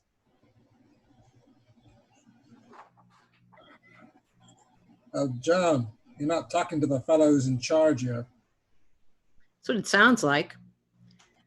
Is there somebody else who wants to be in on this bidding war? And I look into the inside the. Yeah. You pay the man so the man can pay me. Why don't we just deal with you? Because his debt must be paid, and he says you can pay his debt.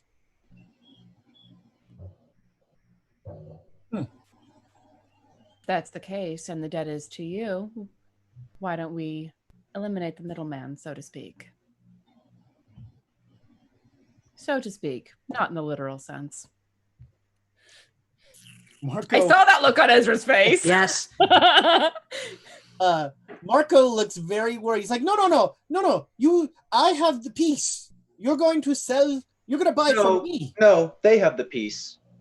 You're Yeah, just yeah. here. That's right. I mean, just buy the debt from this other fella here. We pay the debt off, and then this fella owes you.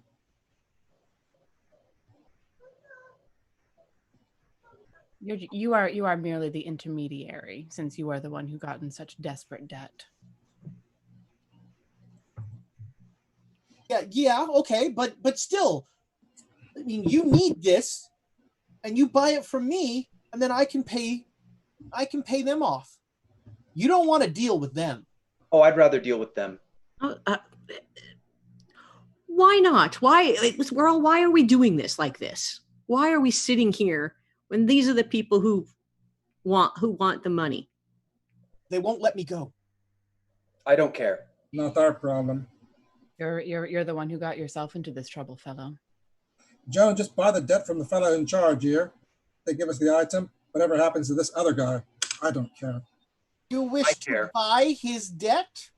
No. No, what's it cost? If we bought his debt from you, what would that take?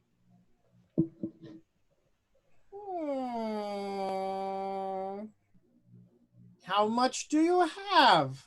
How much? How many souls do you have to offer? There it is. Now it's And that has Alexandra's hand casually resting on one of her daggers, just like, nope. That's what we're playing at. Point at him. I point at Marco and I say his. I already own his. not surprised. I understand now.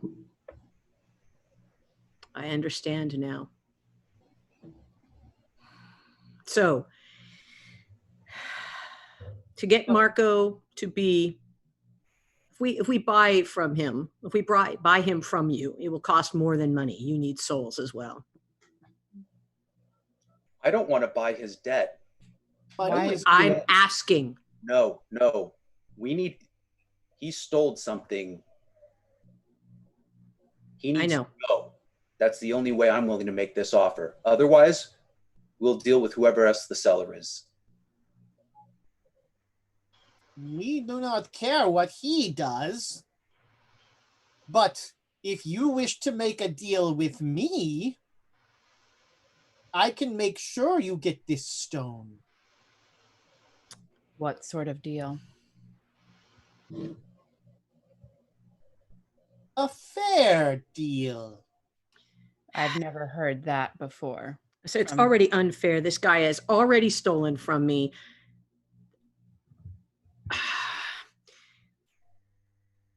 I say we give you 6, and then you can do whatever else you need to do, but I want that now.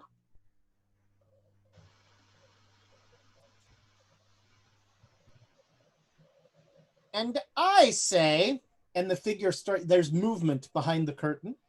Here we go. Yeah. I'm looking at Marco. I'm staring at Marco. I'm not. I am watching. I know you guys are doing things, but I am focused.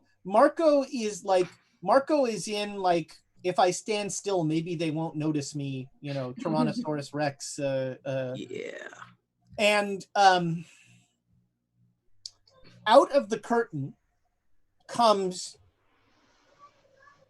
a man, sort of, but mostly kind of very beetle looking. He's got 2 massive mandibles where his jaw kind of comes out there. He has the multifaceted eyes, but he's dressed in like, he's got a jacket over himself and he's got a hat on, and he says, he has stolen from you And he just leans down and his mandibles rip Marco's head off. I can work with this. Everybody should make a sanity roll at a human being. Well, yes. Thank God, 12. Just made it. Oh, you're all surprisingly so you all lose 2 sanity. God damn it! I just got that back. I know. The combination of Marco having his head ripped off and That doesn't bother me. I was going to do guy. that for him.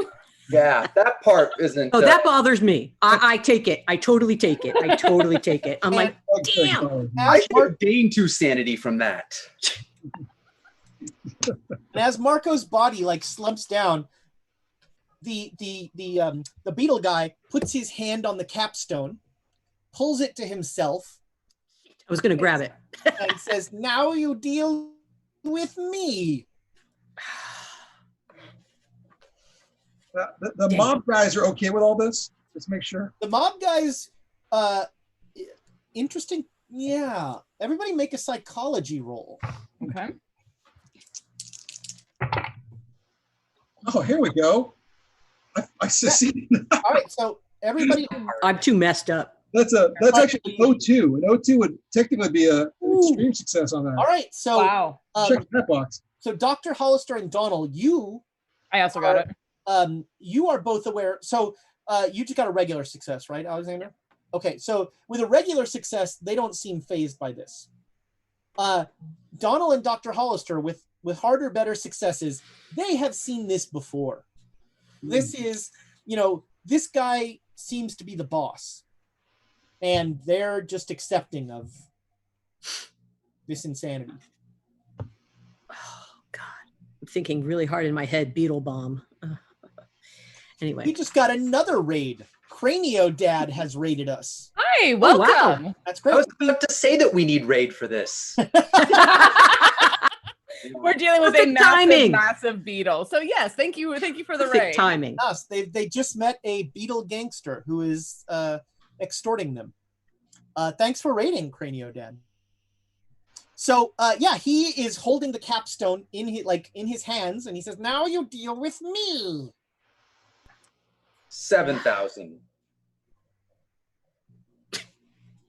Money means nothing to me. Well, then what was the point of selling the thing if the money wouldn't buy off his debt? He brought me more souls. Who? That's the whole point of us being here, is so you could take our souls. You're going to steal from us too. Is that it? Is that what you're trying to do? Not steal.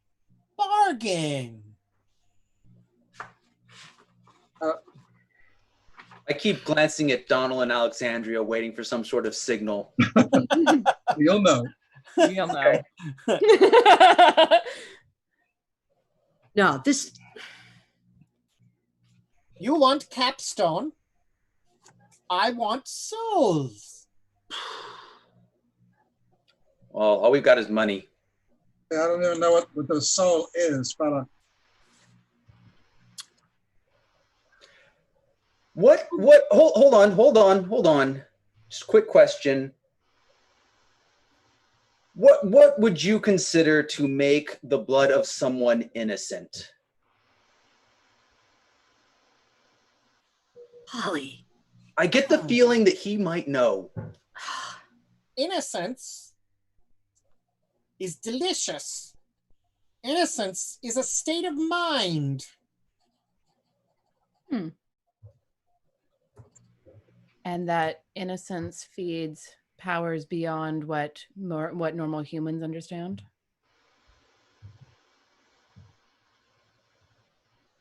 Possibly. All I know is innocence is delicious. And when you're looking for innocence, how do you recognize it? Or are you just pleasantly surprised when you come across it? Yeah. Innocence is not found. Innocence appears. Yeah. I'm even more confused. Yeah. Well, All right. worth a shot. Beetle Man, you want souls? Is this a form of currency or something? It's a code for some particular kind of substance, illegal substances or something. You may call me Scaravetti. Oh. Mr. Scaravetti. Souls. You're looking for souls. Yes. In all the wrong places. I was about to say we don't have any souls. I mean, Alexandria. I'm thinking about it. Alexandria is a ginger. She doesn't have a soul. Obviously, that's how that works. You could bring me souls. Like what's in a bottle or something? What? I don't understand. How do you define souls? He motions at Marco. Marco's headless body. Sacrifices. Is that what you're looking for? I consume souls. Very Old Testament. God.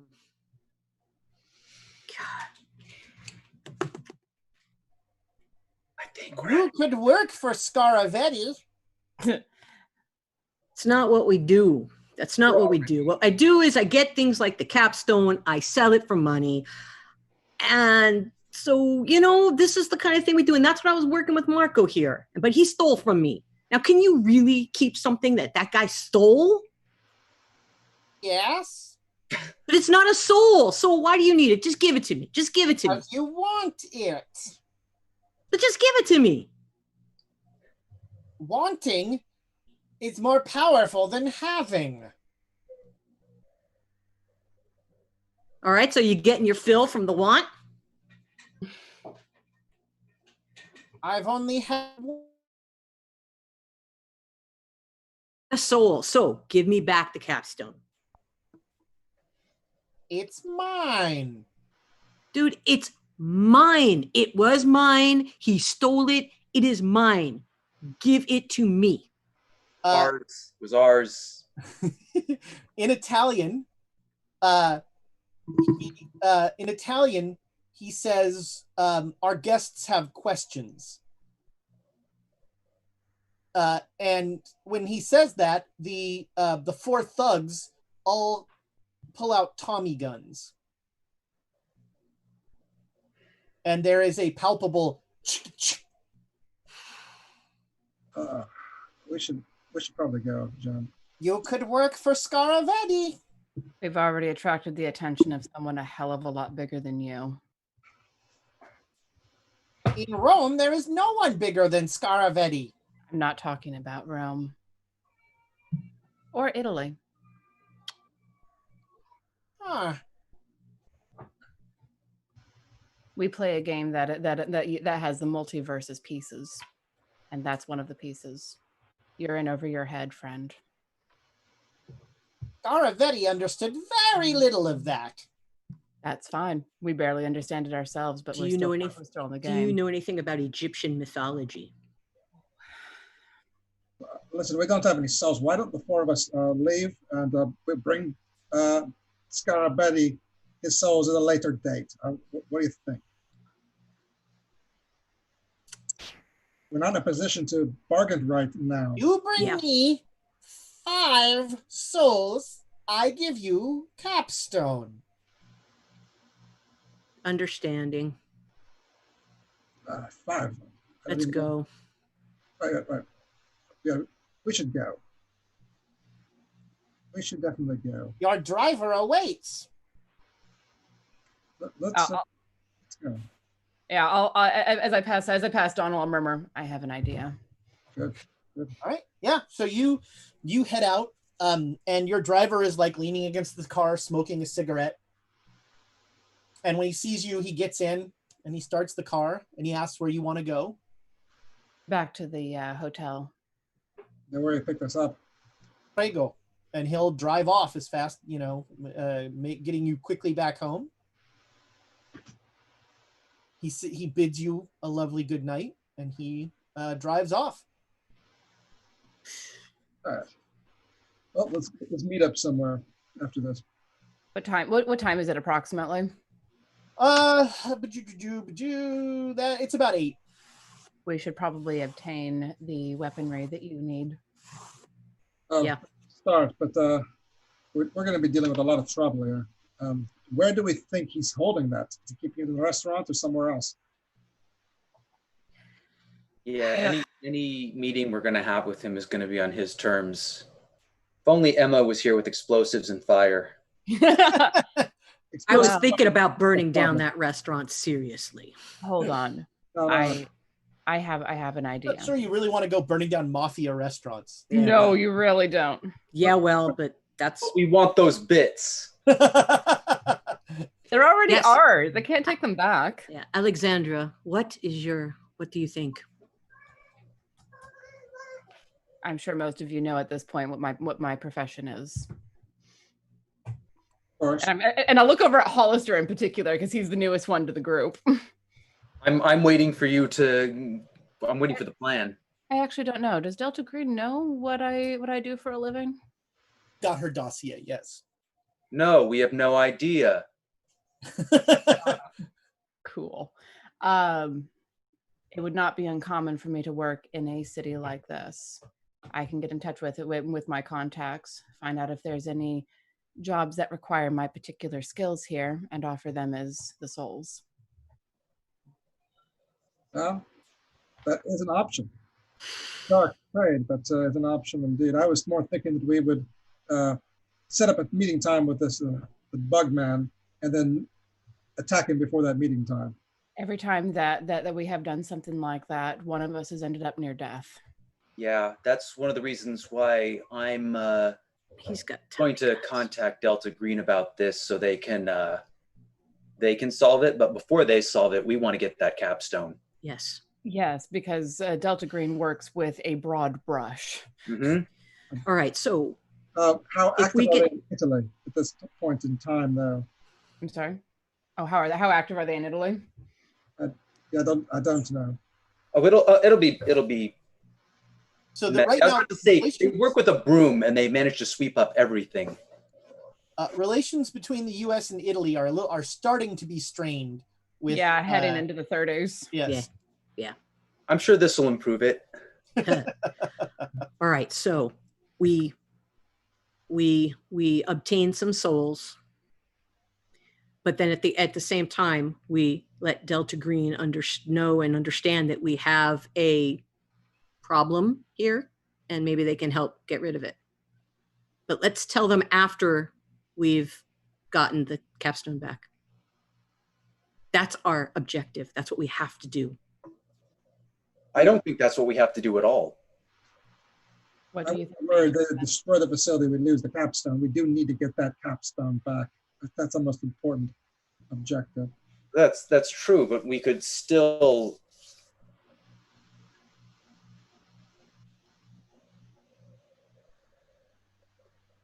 I'm not usually one to push for violence, but at this point, I mean, Delta Green has a good record of going in with weaponry. Let's see what our options are at 9 o'clock. Okay. And But I still think we have the right way of going. if we can somehow watch and get the element of surprise, I'm not thrilled with giving this thing souls. But if we get rid of it right after that, I mean, there's still 5 people that have been sent to it. Yeah. And I mean yeah. it would happen in my line of work anyway. It doesn't bother me particularly. However, I don't think you've taken any souls in your line of work. I've killed people in my line of work. I think that's different than souls. That's different. Maybe so, but their lives end one way or the other. Yes, but their souls. That's a fork in the road. I suppose it depends on whether or not you believe in souls or an afterlife. If Emma were here, she'd have something to say about that. But Yeah, The Bugman believes in them. They have some value to him. And I don't know if you can bring. I don't know how you collect a soul other than bringing the body of the person and then the Bugman rip its head off. you'd have to kill in front of him. just bring the person to him. That's easy enough. Ah. Annoying, but easy. Let's go to our meeting at 9 and see. Sorry, Yeah, Alexandra's not actively trying to be scary, but No, but no, Joan's head is going a million miles an hour, and I think having a meeting with the underworld figures is probably good for her right now. I hear they have Tommy guns in this area. I mean, if we can get Tommy guns to match theirs, I don't like Tommy guns. They hurt. They hurt a lot. And they're hard to carry. It's an imprecise weapon. It's not a great tool. It's more for the terror or the suppression of an opposition. It's not really what I prefer to use. I'm sure they'll have options. You know what I just realized? If we had been standing directly in front of Scaravetti, they wouldn't have fired. Too great of a chance of hitting their boss. Do we want to use that next time? Definitely. Can we get their boss out in the open where I can shoot him from in range? I'm pretty sure someone that looks like Scaravetti is not going out in the open. Can you imagine him walking around the streets of Rome, even at I know night? where his beach house is. Yeah, even though he tried to flint it up with the hat and everything. I was so thinking of Flint. He tried to flint it up with the suit and the hat. I mean, Yep. Right. Let's go to our Careful, if you meeting. kill him, you might become a beetle. Oh Ooh. no! Ezra would do that. You would. All right, so you guys are going to head out to your black market assignation. Mhm. Let's go. And you meet a guy, Fredo, who is happy to. He's like, just come take a look in the back of this truck. And in the back of the truck, there are. You're glad Emma is not with you because there are explosives, there are machine guns, there are rifles. maybe I should get some explosives. God damn it! She's rubbed off on you. I know a guy in the. I know a guy in the military. Got all this. What you want? What you want? Good prices. Good prices. All right. I mean, so Donald's going to start out by getting a pair of shotguns for himself. This is Okay. starter. Also, in the front, the nicest looking, the most reliable looking rifle, a long range asset as well. So 2 shotguns and a rifle. All right. And that's a starting point. What else is the rest of the group looking for? I'm gonna grab a 38 Yeah. revolver, and I'm gonna get good amount of ammo because I go through. Only a pistol? It's 38. It's fun. Doctor. It's a well-made. A 38 doesn't come anywhere near a 45 as far as stopping power. But look, I bombs. don't like Yeah, guns. my I've got wrist- bombs. and those. What kind of explosives? Walk me through these explosives. I It's don't. mainly hand grenades and some dynamite. All right, good. We- Well, let's take I'll take a set of 4 of each. 4 grenades and a nice one kind of what do you call that? A roll of dynamite, a bushel. Yeah, of for some dynamite. dynamite. Looks like something the Wile E. Coyote would have, just No, these are this is by the stick. Now, More important than let's see, that. Donald, make a demolitions roll, Donald. Oh, goodness. Fun times. Boy, it's been a minute since you've used that skill. Where is that? I don't think we had that in Call of Cthulhu. it's not on there. Oh, you're right. You that's right. That was your different character idea. You were Yeah. going to be a. Oh yeah. All right. Yeah. Everything's fine. Great. Does it look like anything's The alternative. leaking? What would I have a good bit of chemistry? Are we looking for the stability of that dynamite? Thank you. Like if it's got any Any leaks or like nitroglycerins oozing out? All right. Make me a chem roll. Sure. that is a hard success. All right. So the dynamite seems fine. The hand grenades are again those 1920 hand grenades that are like, not like pull a pin. It's, Twist. it's turn and what essentially is happening is you're breaking a seal, and that seal is somewhat tenuous. So, This is so what I want to ask is there a does any of this does he have any very secure cases for putting explosives in if he's selling explosives? Oh no, he's selling it all out of the crates that he got it from the army. like the crates say, like Italian military, Right, straight out the barracks, basically. So, Doctor, what do you tell us what you? I mean, well, do they seem fine? Do they seem of they seem fine, but just you remember from some experiences with Emma that things like falling down can set off a grenade. Well, yeah, that's why I made the common sense roll in my head of I'd like somewhere secure to put these. Ironically, the dynamite is in some ways safer. Yeah, I mean, without a case, requires fire. I mean, yeah, Alexandra's definitely having flashbacks to the last time she saw these sorts of grenades. Yeah, and I mean, it comes down to, is anyone good with grenades? I'm more interested in setting explosives if we're doing something, but yeah. I mean, you just throw them. You throw them into a car, for instance, into a room, things like that. You can throw them onto the dynamite. Oh, jeez. Well, they're kind of just point and shoot, really. Yeah. No, that's the guns. I mean, all you do with a grenade is you break it, you go to the army barracks where the British are, you throw it in the window. That's what you do. and I'll like reach up and pat him on the back of the shoulder. There, dear. I mean, yeah, I'll mention that without somewhere secure to put the grenades, I'm not thrilled with them. I'm not a big grenade person, but dynamite I can deal with. With no Emma here to argue in favor of them, I think all of us are against. Yeah, somewhere you hear a voice whining quietly for grenades. All right, we'll leave the grenades behind and seem a little bit skittish about. Right, so you buy 4 sticks of dynamite. Yeah, let's take 4 sticks of dynamite. 2 shotguns, a rifle, 4 sticks of dynamite, a 38. Anything else? Anyone comfortable with it? I'm not the machine gun fella. Anyone else feel comfortable using one of these large things? We have to set it up somewhere. No? Oh, yeah, it's a pain in the butt. I've had some practice with handguns. Anything past that, you're asking for trouble. I'm not strong enough to handle those things. You know that. I do not deal firearms. That's unfortunate. We've got a lot here for you, John. Yeah, and then there's a soul-eating beetle in front of you, and you wish you had a chain gun. If you get too close to him, you know what's going to happen to your head. Yep. Considering that I have not had a lot of experience with firearms, you probably don't want me to have them near you. Is there a bayonet here? A shotgun is easy to use. I'm sure you can handle it. That's true. A shotgun, as long as you know who is behind the shot, it's you won't hit us. Just probably. ask Dick Cheney. Oh man, I remember that. So yeah, no.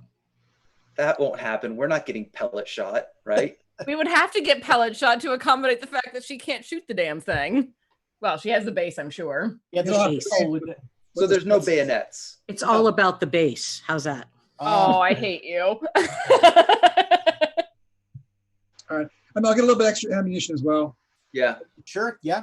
Do you have anything else? Any other So equipment? he lays out everything that you want to get, and he says, 4,000. 4,000. Lira, right? No, dollars. It's a good deal. Dynamite, expensive. Rifle, expensive. Shotguns, expensive. 38, not so good. He just said shotguns were expensive. I don't no. 3,000. 3,000. Yeah, the shotguns we could get for about $50 US. Where? I guess. I'm sure somewhere here in Italy they sell shotguns. Illegal. Oh, what a country this is. The government does not want guns in the hands of individuals. It's dangerous. And we all laugh. 3,500.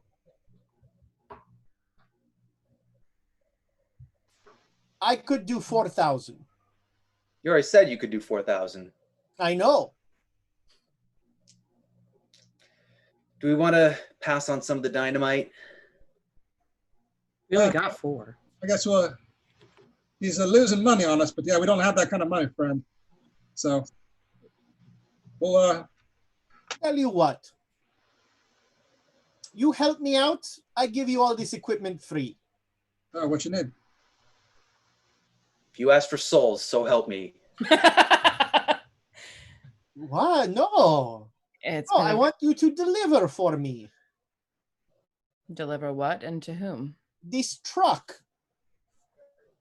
There is my brother in Palermo wants the rest of these weapons.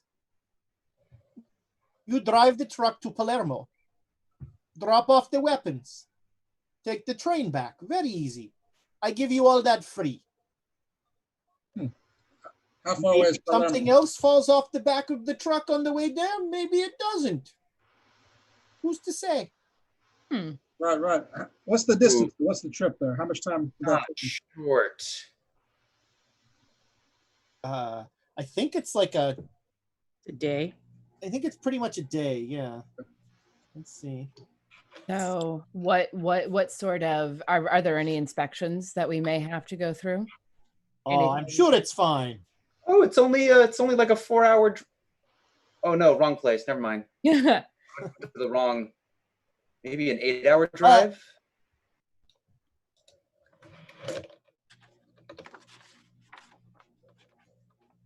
So, let's see here. Oh. I'm just doing a quick Google search. Yeah, it's like a 12-hour drive. Yeah, it's a long drive. Yeah. In the 20s, it'll be a bit longer. I mean, there's also, well, everybody make me a risk assessment roll. A geography. I don't know. Let's go with everybody. Make me an intelligence roll. Cool. Oh, success, regular. I'm In looking the for a box. hard success here. Hard. Hey, isn't Palermo on an island? Yeah. Oh, son of a. Not completely. It's on Sicily. It's on Sicily. Off of Sicily, yeah. You know, there's probably a ferry. Probably. It's a big ass truck. Come on, guys. It's 5,000. Why don't you help me out? You said 4. You know, time is money. All right, 4. It's 4,000. What sort of checks and inspections can we expect to encounter on a ferry and on the road there? Are the military out and about? Is this a commonly traversed area for the police? There may be one check on the ferry. How you give the guy $50. He looks the other way. I'm going to glance at the others because like not having to spend $5,000 or $4,000 would be nice. That's Yeah, but it would be able to get back in time for the auction. I'm not really interested in auction. Sorry, Joan. Yeah, what auction? But if you want to stay for the auction, I mean, few of us could go to the truck ride. But I'll put it this way: I have the funds, not the whole amount, mind you, but I can pay for this amount. So if someone else wants to chip in, we're done. But if not, I'll do a truck ride. We'll have a little road trip here, a little adventure. But I love road trips. And I mean, Joan, the person you were going to do the auction for is no longer on this side of the veil. So I was just hoping there would be something else to help us. All right. Maybe, but how often do you run across actual artifacts, true artifacts like that capstone? All right, we got to get it back. All right. I will say this for Joan. She does have some resources there, and if there is something useful towards our assignment, and she can purchase that for us, it's a long shot, mind you, but if Joan wants to stay in Rome, maybe a few of us do the road trip, come back in 2 days. Well, yeah, how many seats are in the truck to begin with?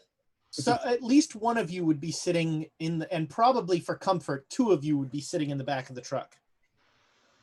So, I mean, some of us should stay here. If some of us, I mean, the thing is, the 2 of you that would be the most successful at getting the truck to its destination would be the people who would be the most successful at scoping out the goings on of the less than legal beetle-controlled crime syndicates in the area. Right. I'm not really interested in getting the attention of these mafiosos. I'm sure they'll see me watching them. I'm having a hard time stealthily observing their operations. I'd much rather avoid that for the time being. Okay, then Joan and I'll stay here. We'll go to the Marchetti house. I don't know if anybody's going to notice that Marco's gone for a day or two. So Find out. I'll find out. I'll see if I hear anything. I'll look for Marco and see if I hear anything, and then I will represent him at the Marchetti house. All right. You would know that normally there's a ticket involved. With, so he would have had some sort of invitation or ticket. And so I'm wondering if I go over to his place, if any of his associates would. One way to find out. Yep. All right. So Alexandra and Donald are driving a truck to Palermo, and I think Donald will do most of the driving, and Alexandra's doing all the navigating and direction finding and the Italian reading. Yeah, and periodically stopping on at like little farmsteads to ask directions. All right. Both of you make me drive automobile rolls. Ooh. Okay. Not a success. 18 success. All right. One success was all I needed. So you will make it in the 12 hours. So you will make it if you drive straight through. You'll make it the morning of the 17th. Yeah, that's probably what we do, right? I'll take a turn driving so he can take a nap in the passenger seat. Okay, so you'll get there about 10 a.m. on the 17th.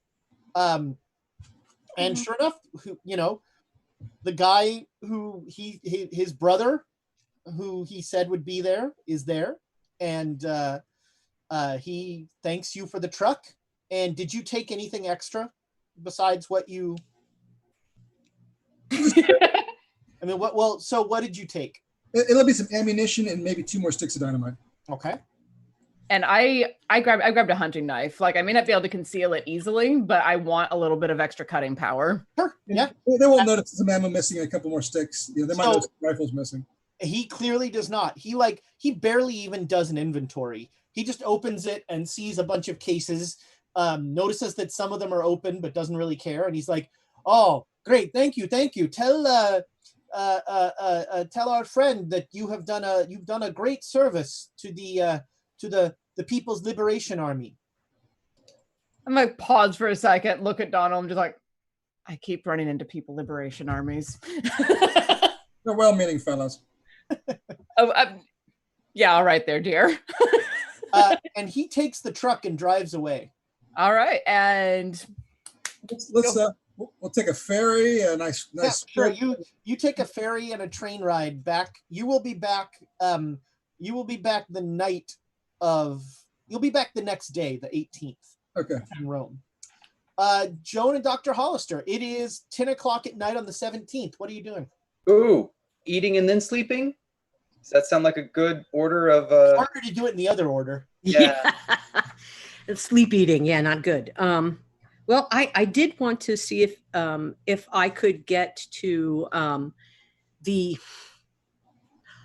place that I knew that Marco hung out.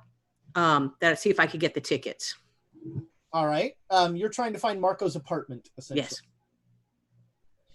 Okay. Make me ask around, to do the thing, give the signs. Make me a credit rating roll. Should get more because I have some in my pocket, right? Ooh, 002. That is a very good roll. Yeah, you loosen a guy up a little, and he tells you where Marco's apartment was.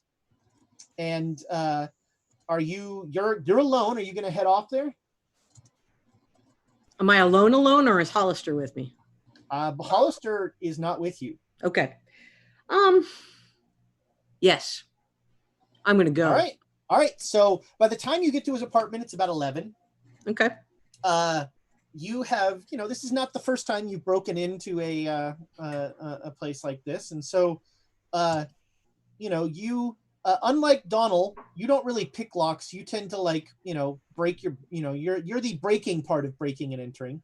But you get in, and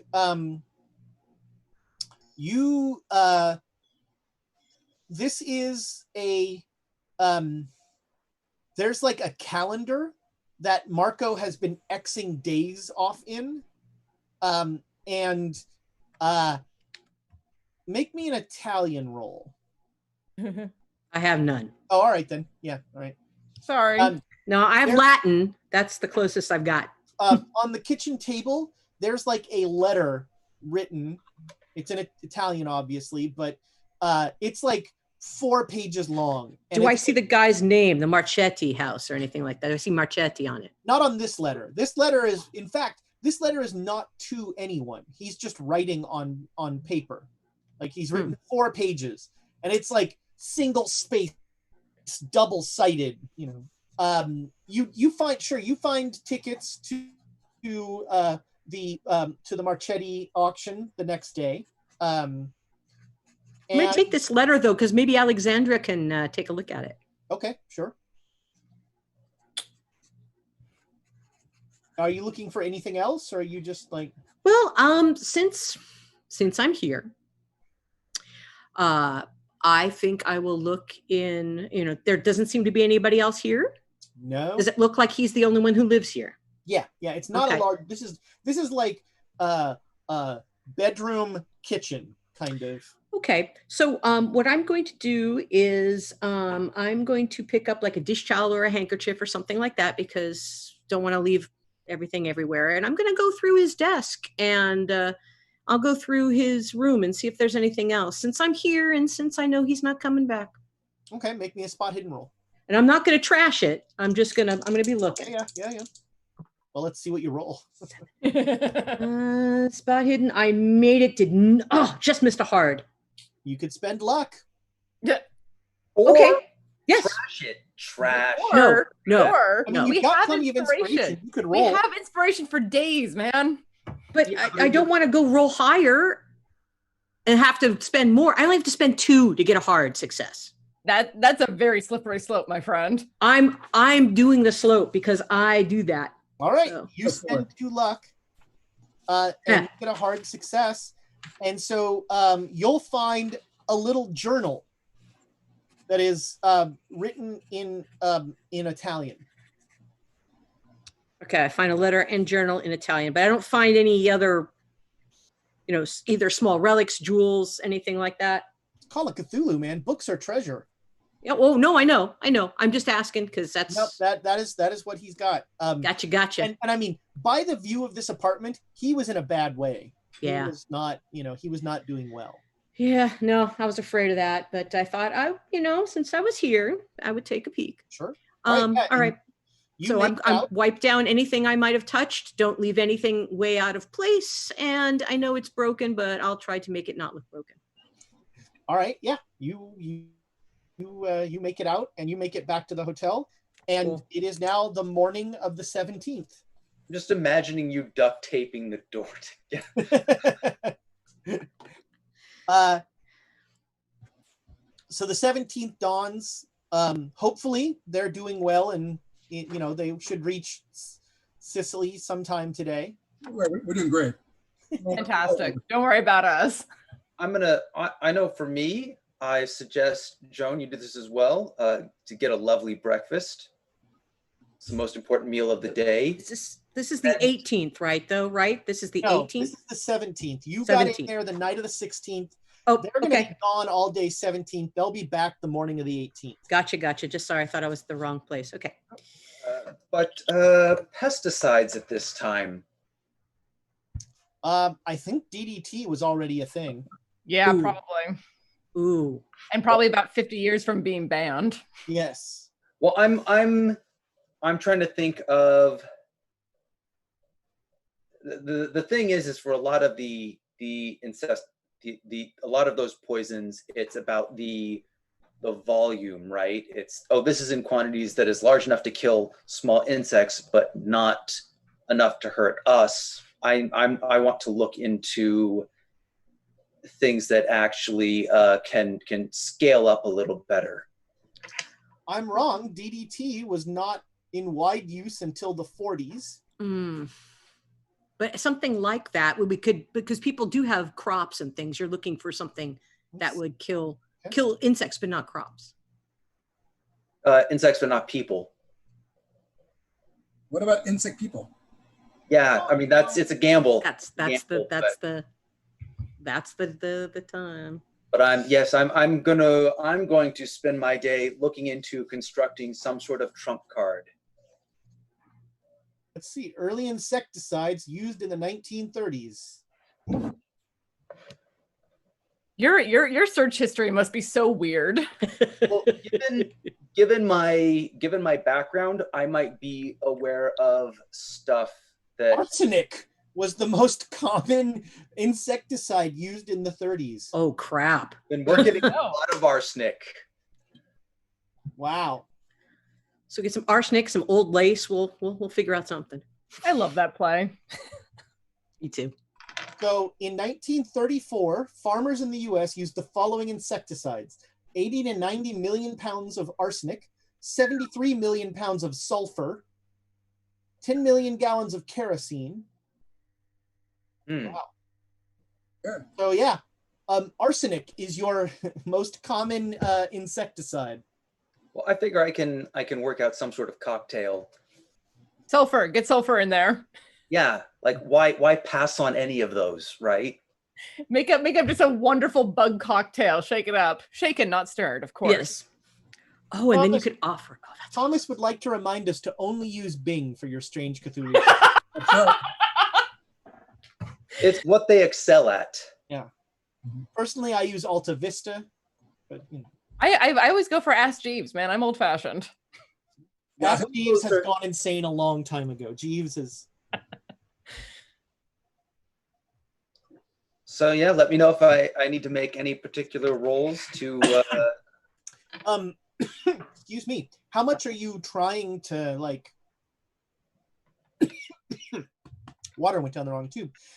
How much are you trying to buy? Geez, I mean, because if you just want to get like enough for a garden, no problem. But if you want to get enough for like, you know, we're going to be in an enclosed area. Make me a chemistry roll. And what about gas masks too? We might. Are there any like smaller, just lower face? No, in the 20s, it's all. They don't have that for gardening. Like people when they're working, they have like filters and stuff. No, the arsenic just tended to be, you know. Just take a deep breath. People, you know, it was always wear a mask. Ooh, wow! I just met it. All right, so you know exactly how much you need. You do some like volume stuff. Things that I forgot, you know, the weird like stoichiometry stuff that I only pretended like I knew. All right, yeah, I'm gonna. But so you can buy that, and it's not an alarming amount. I figure it's mostly just getting a delivery system where I can get it as much in one place. Yeah, that will indeed be a trick. And Sprayer. Also, you know, so the pesticide that you're given is a arsenic powder, basically. And they would sprinkle it all over stuff. The kerosene they'd spray. Yeah. If you mixed them and then sprayed them. Could just end up like goop. I will be somewhere else while you're doing that. I'm just imagining like a water balloon going on just. Preferably somewhere across Rome while you're doing this. I'll work on this. That's what Dr. Hollister spends his day coming up with bug bombs. Did you even roll anything else for this delightful? No, I spend my day looking at the catalog and trying to figure out if there's anything. Okay, make me an occult roll. Ooh, 13. All right, So, there's all sorts of interesting Yes. occult stuff. Ultimate. But now make me a Cthulhu Mythos roll. There you go. No. He's making you make it. You could say no. You could Yeah, decline, you could choose not to. but you're going to do it, aren't you? 'Cause Yes. Do it. Yes. I mean, I'm going to roll, but I'm not going to make it because I only got like some. You have inspiration. I did not make it. What is your Inspired. Cthulhu mythos? You Out of could spend curiosity. luck. My Cthulhu mythos is 6. Ooh, ooh, fine. ooh. You could push it. Yes, that is an outstanding idea. Okay, I rolled like a 69, so it was like no. Yeah, nice. Spend 60. Inspiration. You want know me to what? try to roll it again to try to Yes. roll a 6? I want you to fumble. That's what I Go want. for it. All right, I'm going to try to roll again. All right, let's see if you get an Amy or an Emma here. Come on. Oh, I got more. I got 85. All right, so that's It's an an Amy. She's back Yep. on the Amy board. I'm on the Amy board. All right. I mean, now it's more expensive to spend luck, but you could still do it. No. You can't. There's All of not your enough. luck, wouldn't it? I don't have enough. Well, then you can't. All right. So yeah, there are some things that look interesting occult wise. There are some ceremonial daggers that look kind of interesting. There That would be are- good. There are some staves that look a little like staves you recall. Get them all. Ooh. Ooh. Across ooh. the country, Alexandria hears the word dagger and perks up. And then they hear stave and go, ah! Oh. No. Oh, staves. But there's no jade statues or anything like that. No jade statues. There's a lovely gold mask. Ooh. No. Oh, I like that. No. Put it on. Mhm. Well, I And, don't have that much in my pocket, so we'll have to see what I can get. So yeah, that is most of the 17th. Are you doing anything in the evening of the 17th? A fire extinguisher. Just a big pff of chemical spray. Just Yeah, sure. Yes. Well, no, All actually, at it's not a once? chemical spray. It's a pump. Yeah, but you pump it up, it's pressurized, and then all the powder just boof. You can totally get a fire extinguisher. I'm gonna modify. Yeah, that's I what was I'm gonna say, are you gonna fill that with your concoction? Oh yeah. All right, You're probably not. make me a mechanical engineering roll. I'm an engineering role in this system. There's mechanical repair, but I don't see any engineering. Oh, then make me a Is there a skill from engineering. yes. Is there engineering? No. No. Yeah, make me a mechanical repair roll. Sure. Yeah, that's the closest. Come on. 30. So no. Do we want to spend inspiration for that? I've got a 10 in that. Sure. You know what? Why not? We're getting close to the end of the night. Might as Do it. well. Do it. You can spend. Do luck. it. That's much worse, but not a critical fumble. All right, as long as you It's don't not a fumble, you think you have an okay fire extinguisher. You think you've done an okay job of. So what were you mentioned 3 poisons. I absolutely have the arsenic, right? Yeah, you have arsenic. There was arsenic, kerosene, and Sulfur. Sulfur. sulfur. Oh, sulfur. There we go. A little bit of sulfur. You know what's fun? Mixing sulfur with anything Let's try that out in small quantities. in a small enclosed hotel room. But I'm gonna Speaking of someone who has worked in housekeeping, Yeah. don't play that game. would Do not try this at home, friends. no, he's charcoal stabilize that? What? Possibly. well, you don't want to stabilize it because then it won't work. We're not trying to blow it. Well, I mean, we would love to blow this up, but I'm just trying to get deadly chemicals onto this thing. I'm just trying to get deadly chemicals on this thing. You're good. I don't think we can use that as an episode title, but I love it anyway. I love it anyway. But okay, so I know that Nick is in there like pounding his head on this stuff, so I'm going to make sure he goes out to dinner tonight All right. Oh, after he washes thoroughly. I'm asking you questions and just So make me a chemistry roll, sir. All right, yeah. You think that you have made a very potent mix of poisons. God. I am not going to be in that room when you release you know, that. Calling it an insecticide really undermines the effect it would have on humans. Yeah, it's a mostly incesticide. But seriously, I'm going to look into some sort of filtration. They definitely, World War II. There's gas mask filters because they learned from World War I. I think you mean the Great War. Yes, the Great War. Yes, the Great War. So gas masks in the Great War are not great. I'm not looking for great. I'm looking for not Functional. nothing. So are you going to look for like doctor's masks and things like that? I want to do a step up from that, but that's the starting off point. That's their minimum. Yeah. You can easily find doctor's masks. Gas masks, give me a credit rating roll.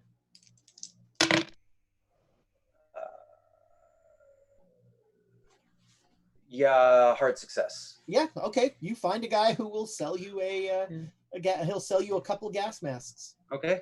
One for you, one for the lady. Here we go. Well, we're ready to go on our own. You wanna take this guy out? I'm sure all the humans will die from this too. Oh, that's tempting. I'm joking. No, you're Very not. much joking. Oh, It's no. tempting. It's very tempting. Now comes the nowhere thing. near Now that I'm Googling something that will get me in trouble. It's okay. It's on Use Bing. Bing. Make sure you use Bing when you do that. Bing it. You hear Bing that, it. Microsoft? We love Bing. I like that. Bing it. All right. I now know everything I need to know. Oh Bing no! If you can Bing learn bang. everything you need to know in like a 5-second thing, it's on the list of do not do. I demand an intelligence check with that face, sir. Bing bang.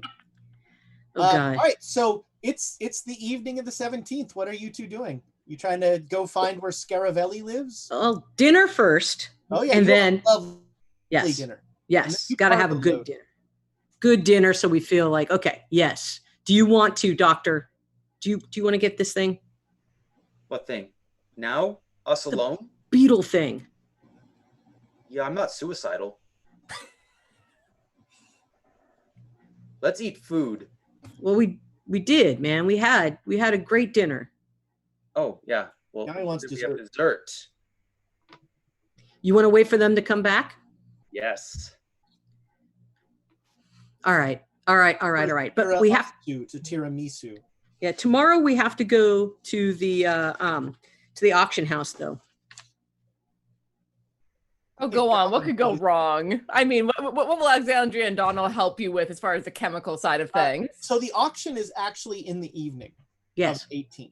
Oh, good. When they get back, we can go straight to Caravetti and set this off. There'll be a firefight with Tommy guns. Everything will go great. Oh, I should have looked for some sort of body armor. You know what? Tomorrow morning, where would you get that? Huh. Body armor in the 20s is an interesting thing. Yeah, no.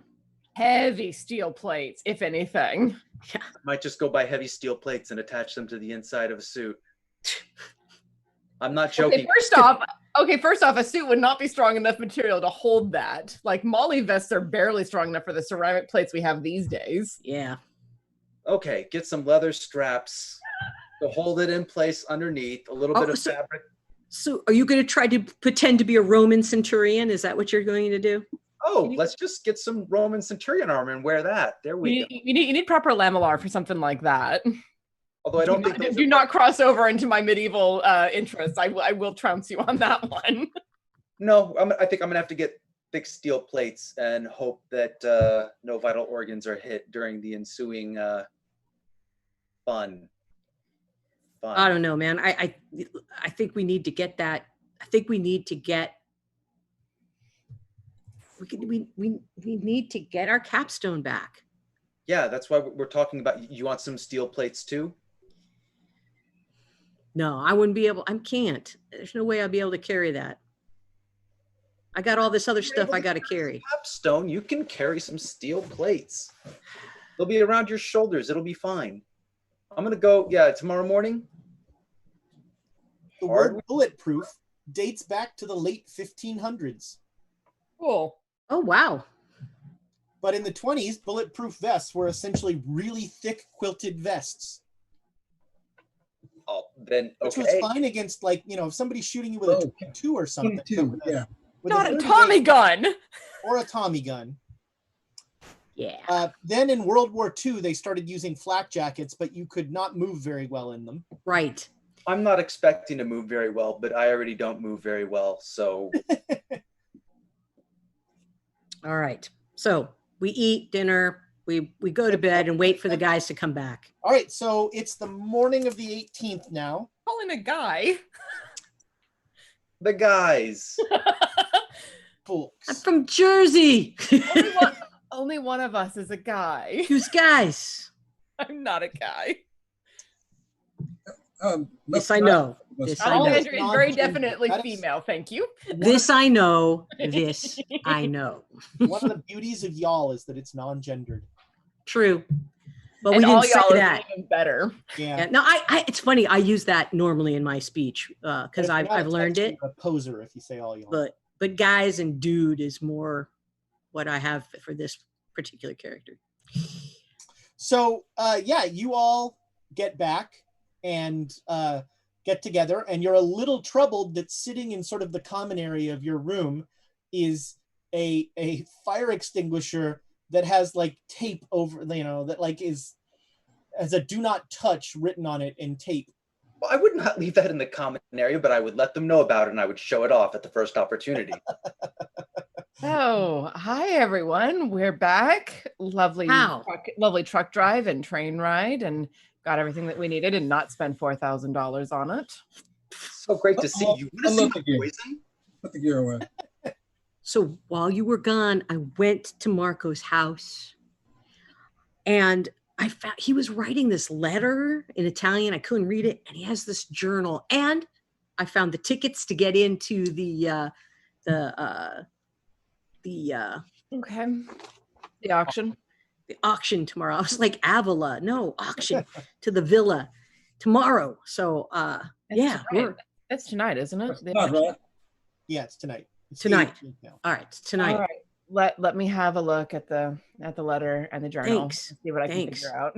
I assume you're not telling me what's in it because it's in Italian. That's right. Make me an Italian roll. Italian I'll roll. look at the doctor's fire extinguisher. I'm kind of curious what he's done here. All right. Let him show it off. Okay, so this letter is from Marco to probably someone in his family, but it's not labeled to anybody, and it's him telling whoever this person is that he's made a terrible mistake, he's fallen in with the wrong crowd, he's in real danger, they need to send him money, or terrible things will happen to him. Okay, I'll narrate that to Joan as I'm reading and translating line by line. And it's raving. Like, it goes on for 4 pages saying the same, like, different iterations of the same thing, like, over and over.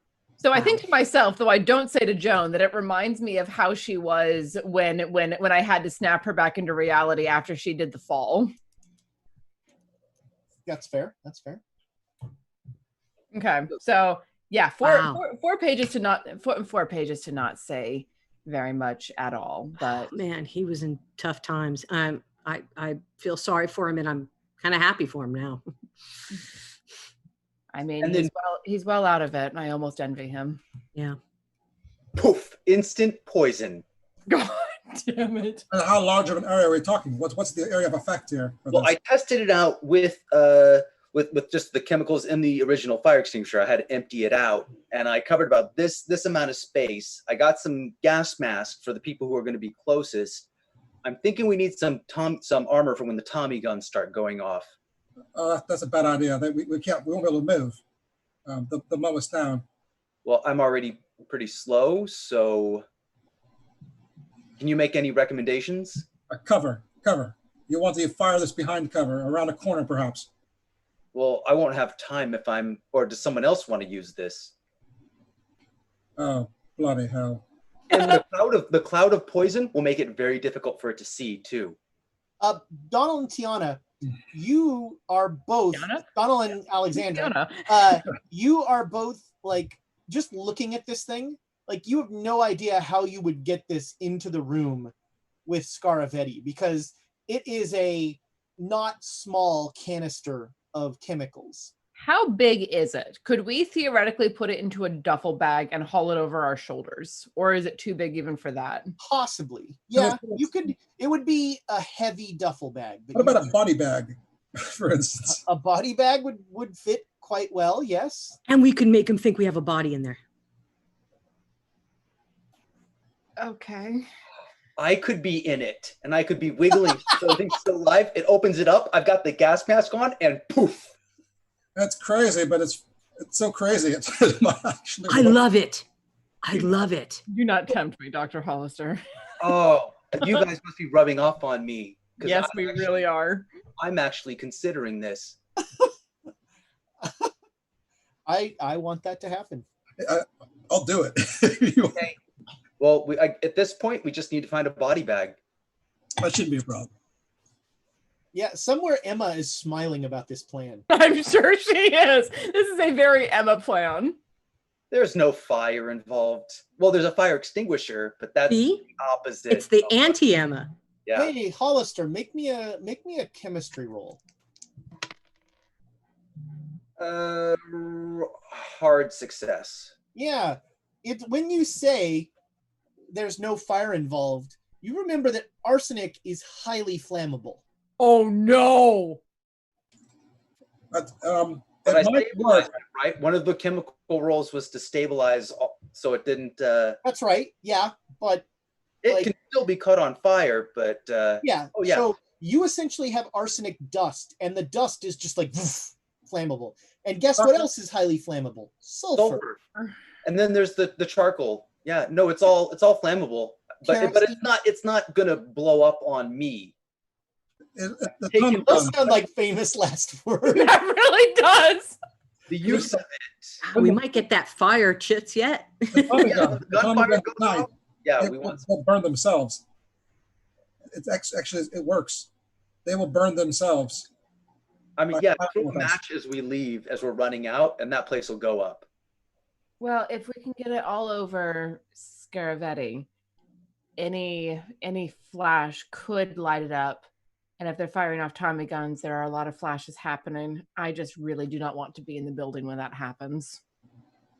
Yeah. I value what's left of my life.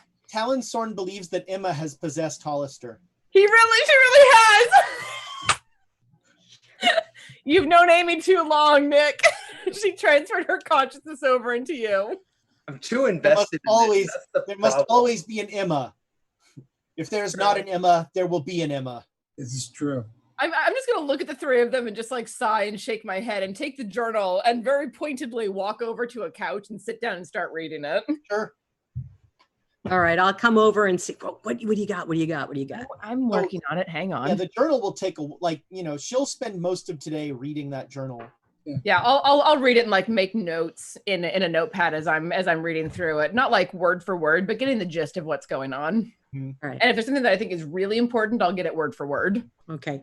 And I'll show those guys the catalog too, so we can see what kind of things that we might be able to get out of them. Are we making Cthulhu Mythos rolls now too? You can both make Cthulhu Mythos rolls if you like. I don't have the skill, but I can make I it. do not have the skill with this character, Well, sadly. there you go. Everything's fine. It looks like a lovely auction full of grade A material. Any good weapons in there? There are some knives. Knives. Lovely looking knives. Alexandra would like that. Maybe get that for her. And for crossroom, Alexander perks up. Daggers? Yeah, I like this one. Yeah, no, they're cool. I'll put the Knives. curtain down long enough to come over and have a look. Joan, you know that it would probably be a good idea to buy some nice clothes. These are social events as Right. much as anything. Right. Especially when we're going to this estate. Yeah, and if you want to, if you want to bid stuff, you gotta, It'll make our credit rating look better. it's one of those you got to spend money to make money things. Right. We have the money. Well, I know a couple of places that we can go. It's certainly not Milan, but I know a couple of places. Yeah. So you Awesome. you spend the day getting tailored. You get Yep. you each get a couple of lovely outfits tailored. And I get a body bag. And sure, yeah, they it's tech. The guy, you keep calling it a body bag, and the guy keeps going, it's a suit bag to hold your suit, just so we're clear. No, I think we're talking about different things. I mean, the suit bag is essentially the size of a body bag. Okay. He just really gets worried when you call it a body bag. Because I've had a Doctor, it's fine. Well, yeah, bag that's before. good. Perfect. Yeah, he'll take it. Okay. All right, yeah. So yeah, you're now well dressed, and it is the evening of the 18th, and you head to the Marchetti house, and this is a swank party, or past hors d'oeuvres, lovely beverages. Is anyone trying to bring in a gun? There is definitely security. I almost never try to bring guns anywhere that I am. Daggers, on the other hand, I always end up bringing one in. Yeah, so that's standard procedure. So yeah, Okay. stealth. Anybody who's trying to sneak something in, make me a stealth roll. Yeah, okay. Yes, let's sir. say that's a 12, which would be an extreme success for Donald. Yeah. Also, What kind of regular success success. did you get, Tiana? Regular success. All right. So strangely, possibly due to the unfortunate vagaries of women's clothing versus men's clothing, they very politely say, "We're sorry, ma'am, but we can't allow your knife in there, into the auction hall." So Alexandria generally tends to wear more masculine So clothing. they got a really good roll, not quite as good as Tom's roll on their spot hidden. Okay. Sorry. So like they're very, they very, very discreetly Hmm. and very quietly, like they essentially slide a shoebox over. And Alexandria will sigh quietly and put one of the daggers in it. So you're going to be left with one dagger. That's fine. Okay. Which means like you put 7 in the like you keep putting 1 in and they're like, She is the epitome of that meme. I said all of the weapons. but yeah, sure. You have one dagger that they would never look in that place anyway. Inner thigh, no one looks. So you are in the auction hall. There are probably 30 rich, ridiculous people here. Varner is here. There are a bunch of other folks that, Joan, some of the people. There's a little bit of, like, oh, did you hear about Marco? Oh, that's tragic. Yes, so tragic. Is there anyone here that I would recognize from being in the Italian opera circuit? Make me a luck roll. Okay. Do I want to succeed or fail? Yeah, good call. You? 46 out of 47 just made it. Okay. If you spot them, then you can avoid them. Fair. You spot a couple of people who were patrons of the opera. Okay. Nobody particularly notable, but you think they probably wouldn't recognize you. You've lived a lot of life since then. It's true. Longer hair, different voice. But I mean, you never know. And there's going to be about an hour for like eating and mingling before the auction starts, and about 30 minutes before the auction starts, the auctioneer says, "Ladies and gentlemen, if you would like to peruse the exhibits, we now have them open." And they pull back a curtain, and there in little glass cases are all the items up for auction. Let's check it out. Yeah. Grab Alexandria to go look at the knives. Yeah, no, as soon as Alexandria spots the dagger, she's beelining for them. Yeah. So the daggers look a lot more ceremonial than useful. But they look beautiful. They're bejeweled and You know, but again, they seem more. They don't seem. They're not. These are not weapons. These are ceremonial items. No, and that's where I'm like, yeah, we could use these. We could use these. We could use these.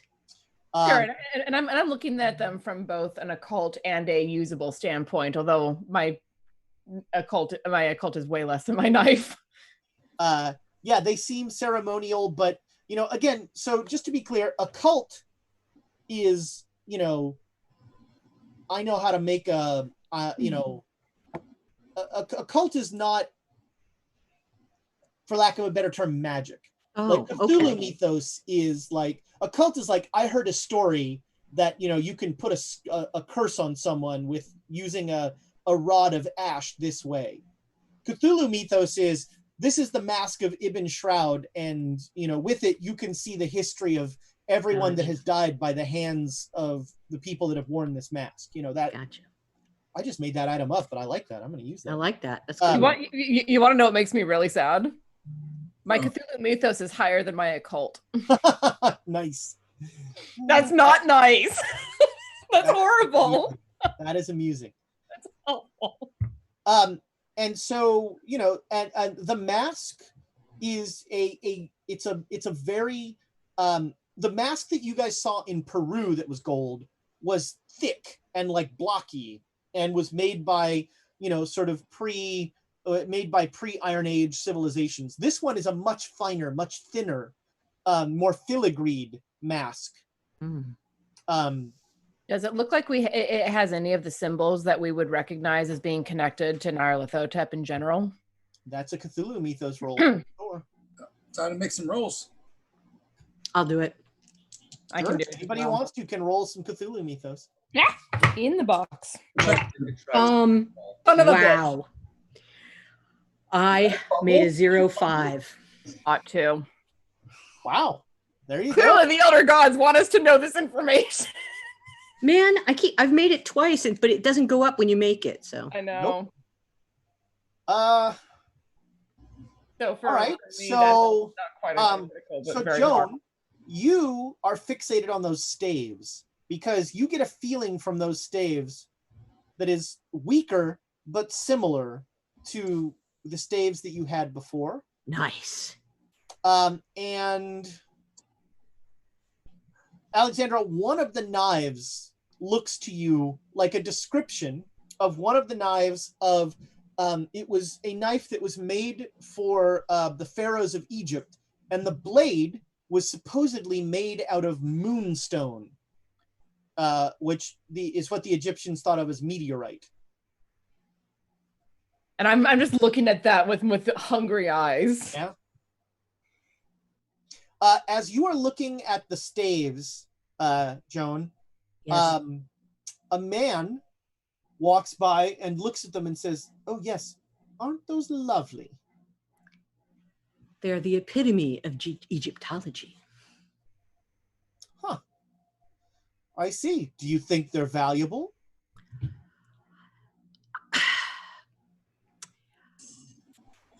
I don't think so, but I really like the way they look.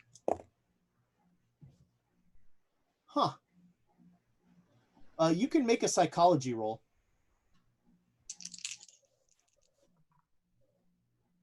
I did. All right. You have made this guy far more interested in the staves. Yeah. Crap. The worst thing you can do at an auction is go like, no, these aren't worth anything. Yeah, but that's not, I can't. Yeah, no. Everything, and he just goes, huh. Well, I'm sure like everything else here, they're valuable. Oh, really? What do you think is valuable? Oh, I have my eyes on that mask. Ooh. I think it would look wonderful at masquerades.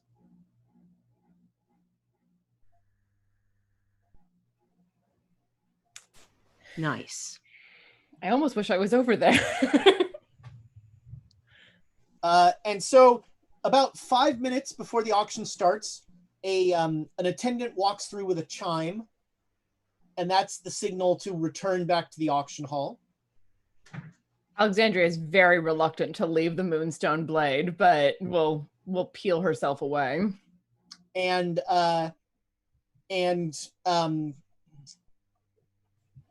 you all go back in, and you're all given paddles. Actually, you're given you have the invitation, Joan, so you're given the paddle. Yes. And the auction begins. The first, there are some scrolls and things like that that didn't really seem to be of. I mean, you know, they're probably significant and they probably would sell for money, but they not a whole lot going on. They are being bid up, and the auction is going on. And everybody, make me a listen roll. 8. Critical success. All right. Did anybody else get a hard or better? Let me see. That's hard. 23. Actually, the hard success. 22. So you all got a hard success. All right. So Alexandra first, but all of you hear you hear like very faint kind of rumbling, like moving of heavy objects from somewhere in it sounds like it's in the building. Like maybe it's not quite like someone is moving furniture above you, but it sounds like somebody's moving furniture. Yeah, I'm sitting between Joan and Donald, and I'll like touch both of their elbows and indicate what direction I think I hear it from. Yeah, with your thing, you will clearly hear it from somewhere back where behind that curtained area that you were just in, where the exhibits are. Doctor, do you want to take a look with me? Coming or go? Yeah, sure. Do we think we can get there without being just without casually interfering It's with? going to be very hard to get up and not be noticed. Everyone in this room is watching everyone else to see like a paddle come up or something like. Yeah, no, I was I'm going to not watch saying Warner. to not be noticed. I'm saying to not like interfere or make a scene. So yeah, you can go back to the back of the room, and if you do, an attendant will tell you that you know, the buffet and the bathroom are through this hall, and she'll like point down the hall away from the curtain, the foyer that you were in. Is there a way to get over there, or we have to just obviously just go past? So I mean, you'd pretty much have to obviously go and pull the curtain back to go in there. It's a thick burlap curtain, a thick velvet curtain. This is a nice place. I was gonna say burlap, sir. Would it be all right if I just wait here for a moment when I catch my breath? Of course. Yeah. So you guys are standing in the back of the room. Could I distract The entire room. I mean, oh this no, is a no. great time to release poison gas. No, that's back at the if only. No. So I just want to stand quietly in the back of the room. As I just So I mean, you can distract this person. I mean, there's an attendant by the curtain as well, Yeah. who does not seem to have heard anything. Yeah, I mean, I'll start. Yeah, you chat up the attendant, no problem. So, Donald, you could move towards the curtain if you want, but there is another attendant there. I kind of sidle over there, kind of taking my time along the back of the room. So, you know, that's a relatively slow process. Another item is auctioned off. The knife that you were not that interested in is the next item up for bid, and a couple people are bidding on it very, very fiercely. Donald, you get up to the curtain. Make me a POW roll. Oh, fun. 39 is a regular success. All right. There's a faint sulfurous odor you can smell. That's not good. All right. Where's the curtain? So there's an attendant standing. So the curtain essentially has a pole that pulls it back. This is a ceiling to floor curtain. And there's an attendant just standing by the pole. All right. He will go right over to where the pole is, just right to the guy, and kind of just look behind the curtain. Okay. There, he'll make a quick motion. Okay, yeah. So the guy will be like, I beg your pardon, sir, but you definitely get it aside. The room is dark back there. With it, well, not dark, it's low light. And you see it looks like attendants that are like getting things ready to go. You definitely smell that weird sulfurous odor. But it doesn't seem like, I mean, you don't, that's pretty much everything you see. Do you smell that? Do you smell that odor? What is that? I'm sorry, sir. I can't say. You don't smell that? No, it's. I smell something unfortunate. Yes, but please, sir, I need to ask you to return to your seat. And he starts trying to pull the curtain closed. It smells like something foul back there. Something's broken or something. Well, the attendants back there will take care of it. They're very well trained. All right, so Donald, step away from the curtain just a bit, but stay in the back of the room. Okay, yeah, you're back there by that attendant, sure. I'm keeping half an eye on Donald to see what's going on. Sure. You give him kind of a worried look, but he doesn't know. He just okay. So the items, when they come from the back, are out of the case. They're brought up on trays, and the auctioneer will pick up the item and he'll like show it to the crowd and he'll describe it. And so the next item that comes up is the knife that you were interested in, Alexandra. And an attendant brings it up on a tray and hands it, and the auctioneer grabs it, and there's a pause, and the auctioneer says, "This is this was believed to be a knife made out of meteorite presented to the pharaoh Tutankhamun.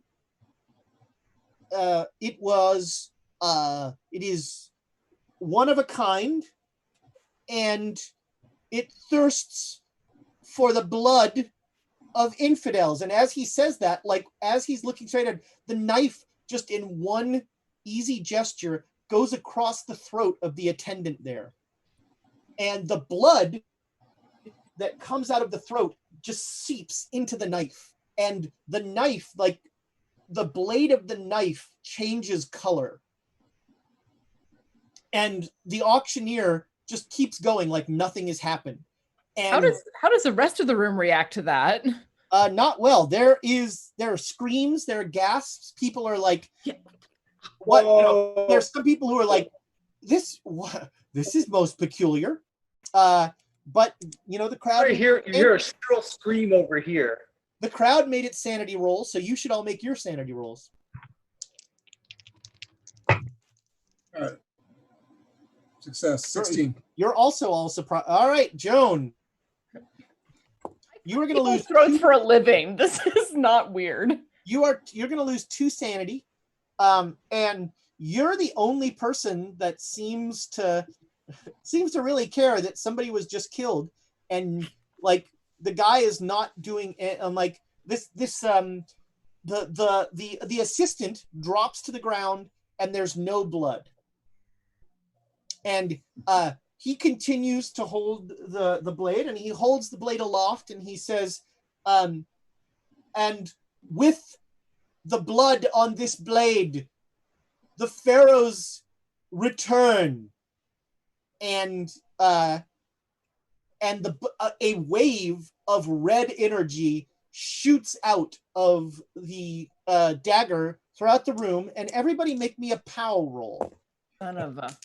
Oh my gosh! The crowd rolls at 99. Oh no! Oh gosh!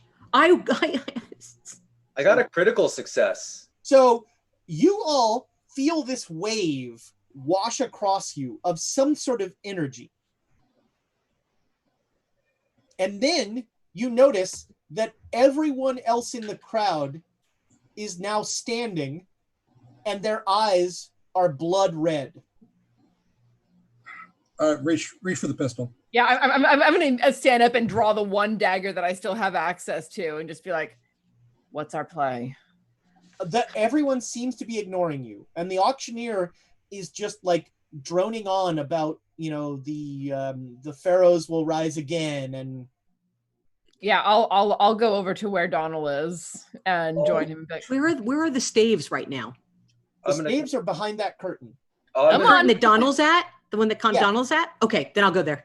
I'm gonna Okay, so grab a chair and then join them. all right, yeah, you are standing with the three of them. Joan is by herself. You can easily slip behind the curtain because the attendant's eyes are blood red and staring off into nothing. We'll just keep fasting. Let's go back. Let's go. I need to get that. I need to get the staves. So I'll- Joan slides behind the curtain. Joan is now separate from everybody else. Alexandra, do you want that dagger? I really do. Well, I think there's something a pharaoh. I think we should do something. Are you Sorry, sure? both of you talked at once, and I couldn't understand either of you. Are you sure you want that dagger, the cursed dagger? Do I still feel a pull toward it with what I rolled on Cthulhu? Oh yes, yeah. That Something's. Darling, you don't want that dagger. We should stop that though. so as you're three in the back, Alexander, Joan, you've gone behind the curtain. We'll deal with you in a minute. Another attendant has just been killed, I need to get that away from him. Yeah. and the dagger is once again red. At the very least, I need to get that thing away from him. And now the people in the audience are starting to very docilely walk towards the stage. Oh, in no, like no. a line. I'm gone. I'm like Donald can't stop me if he wanted to. I'm gone. All right, so we'll get to you. You will be in initiatives there. And I'll Joan, follow. you go behind, and you make me a power roll. 54. I just make it. Okay, you smell like a weird sulfurous odor. Okay. The room is dark, but you know exactly where the staves are, so you start to head towards them. Yep. Make me a listen roll.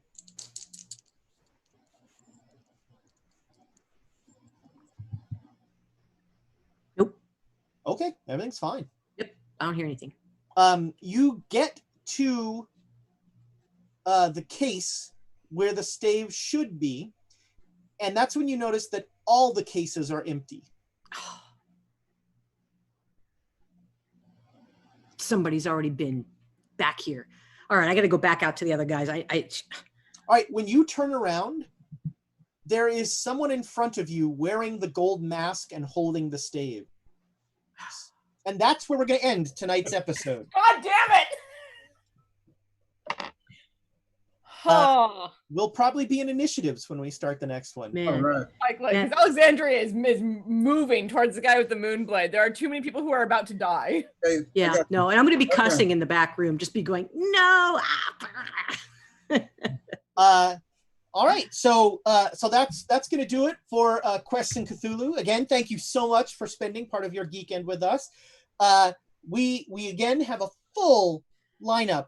Monday, James is back running with three of the people that are here on this stage for Dragons of Icespire Mountain Chasm. Dragon of Icespire Peak. Dragon of Icespire Peak. Sure. First level characters, good times. Yeah, first level characters getting I hit with really hope dragon we breath. level soon. Getting Well, we've hit with dragon breath. vanquished a dragon from the field of battle, so Yeah, that's right. By rule, Uh, you get experience. Tuesday, it's the Chaos Agents, who I don't even know what level they are anymore. 10. We just leveled. They're level 10. After level 10, it starts to get silly. I can call on my goddess and have a 1 in 10 chance of her showing up and changing the battlefield. I'm pleased. You know, you could do that in Cthulhu, too. Yes, but the elder gods are not inclined to actually help. Oh, wait, it's Emma Emma actually that can likes summon. me. Wait, Emma has the summon Nodin spell, right? Emma can summon Elder God. Oh, please The, don't. that was old Emma that did that. Current I Emma think can't she do has- that, right? I think current Emma has that ability as well. I think she Okay. learned it. Oh no, was that you? No, yeah, no, it's Emma. She learned it in Emma Land. Regardless, Tuesday Chaos Agents, Saturday we are back here once again. You know, it's like Emma wasn't even gone, really. Right? This is- There were explosives, there was poison, which honestly is an escalation that I've been expecting, and then there were arcane rituals. It's like Emma never left. So our quotes for this one: we don't want to go to France. There's always a reason for a backup hotel. I'm not usually one to point to violence. I'm not thrilled with giving this thing souls. Is anyone good with grenades? And then there's a soul-eating beetle in front of you. I'm just trying to get deadly chemicals on this thing. And it's not going to blow up.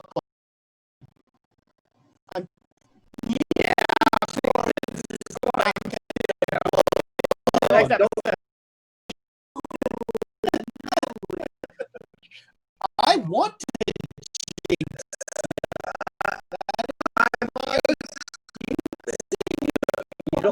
You don't need buddy, to put any friend, pal, you need new dice.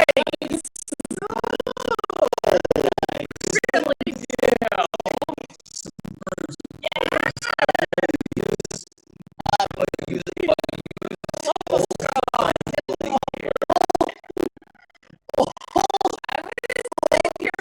Family and steal all of your dice and replace them. Old Fumbleful. It's like Old Faithful. Yeah, that was quite a Saturday. So thanks everybody. We had no rolling blackouts. That's always exciting. And so I will. Sounds like somebody said the audio just went. I hope they might not be able to hear us anymore. I'm not sure. Thomas, did you turn us off already? Yeah, yeah. He's like, that's enough.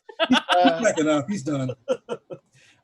So I think that is the sign for us to just say goodbye, internet friends.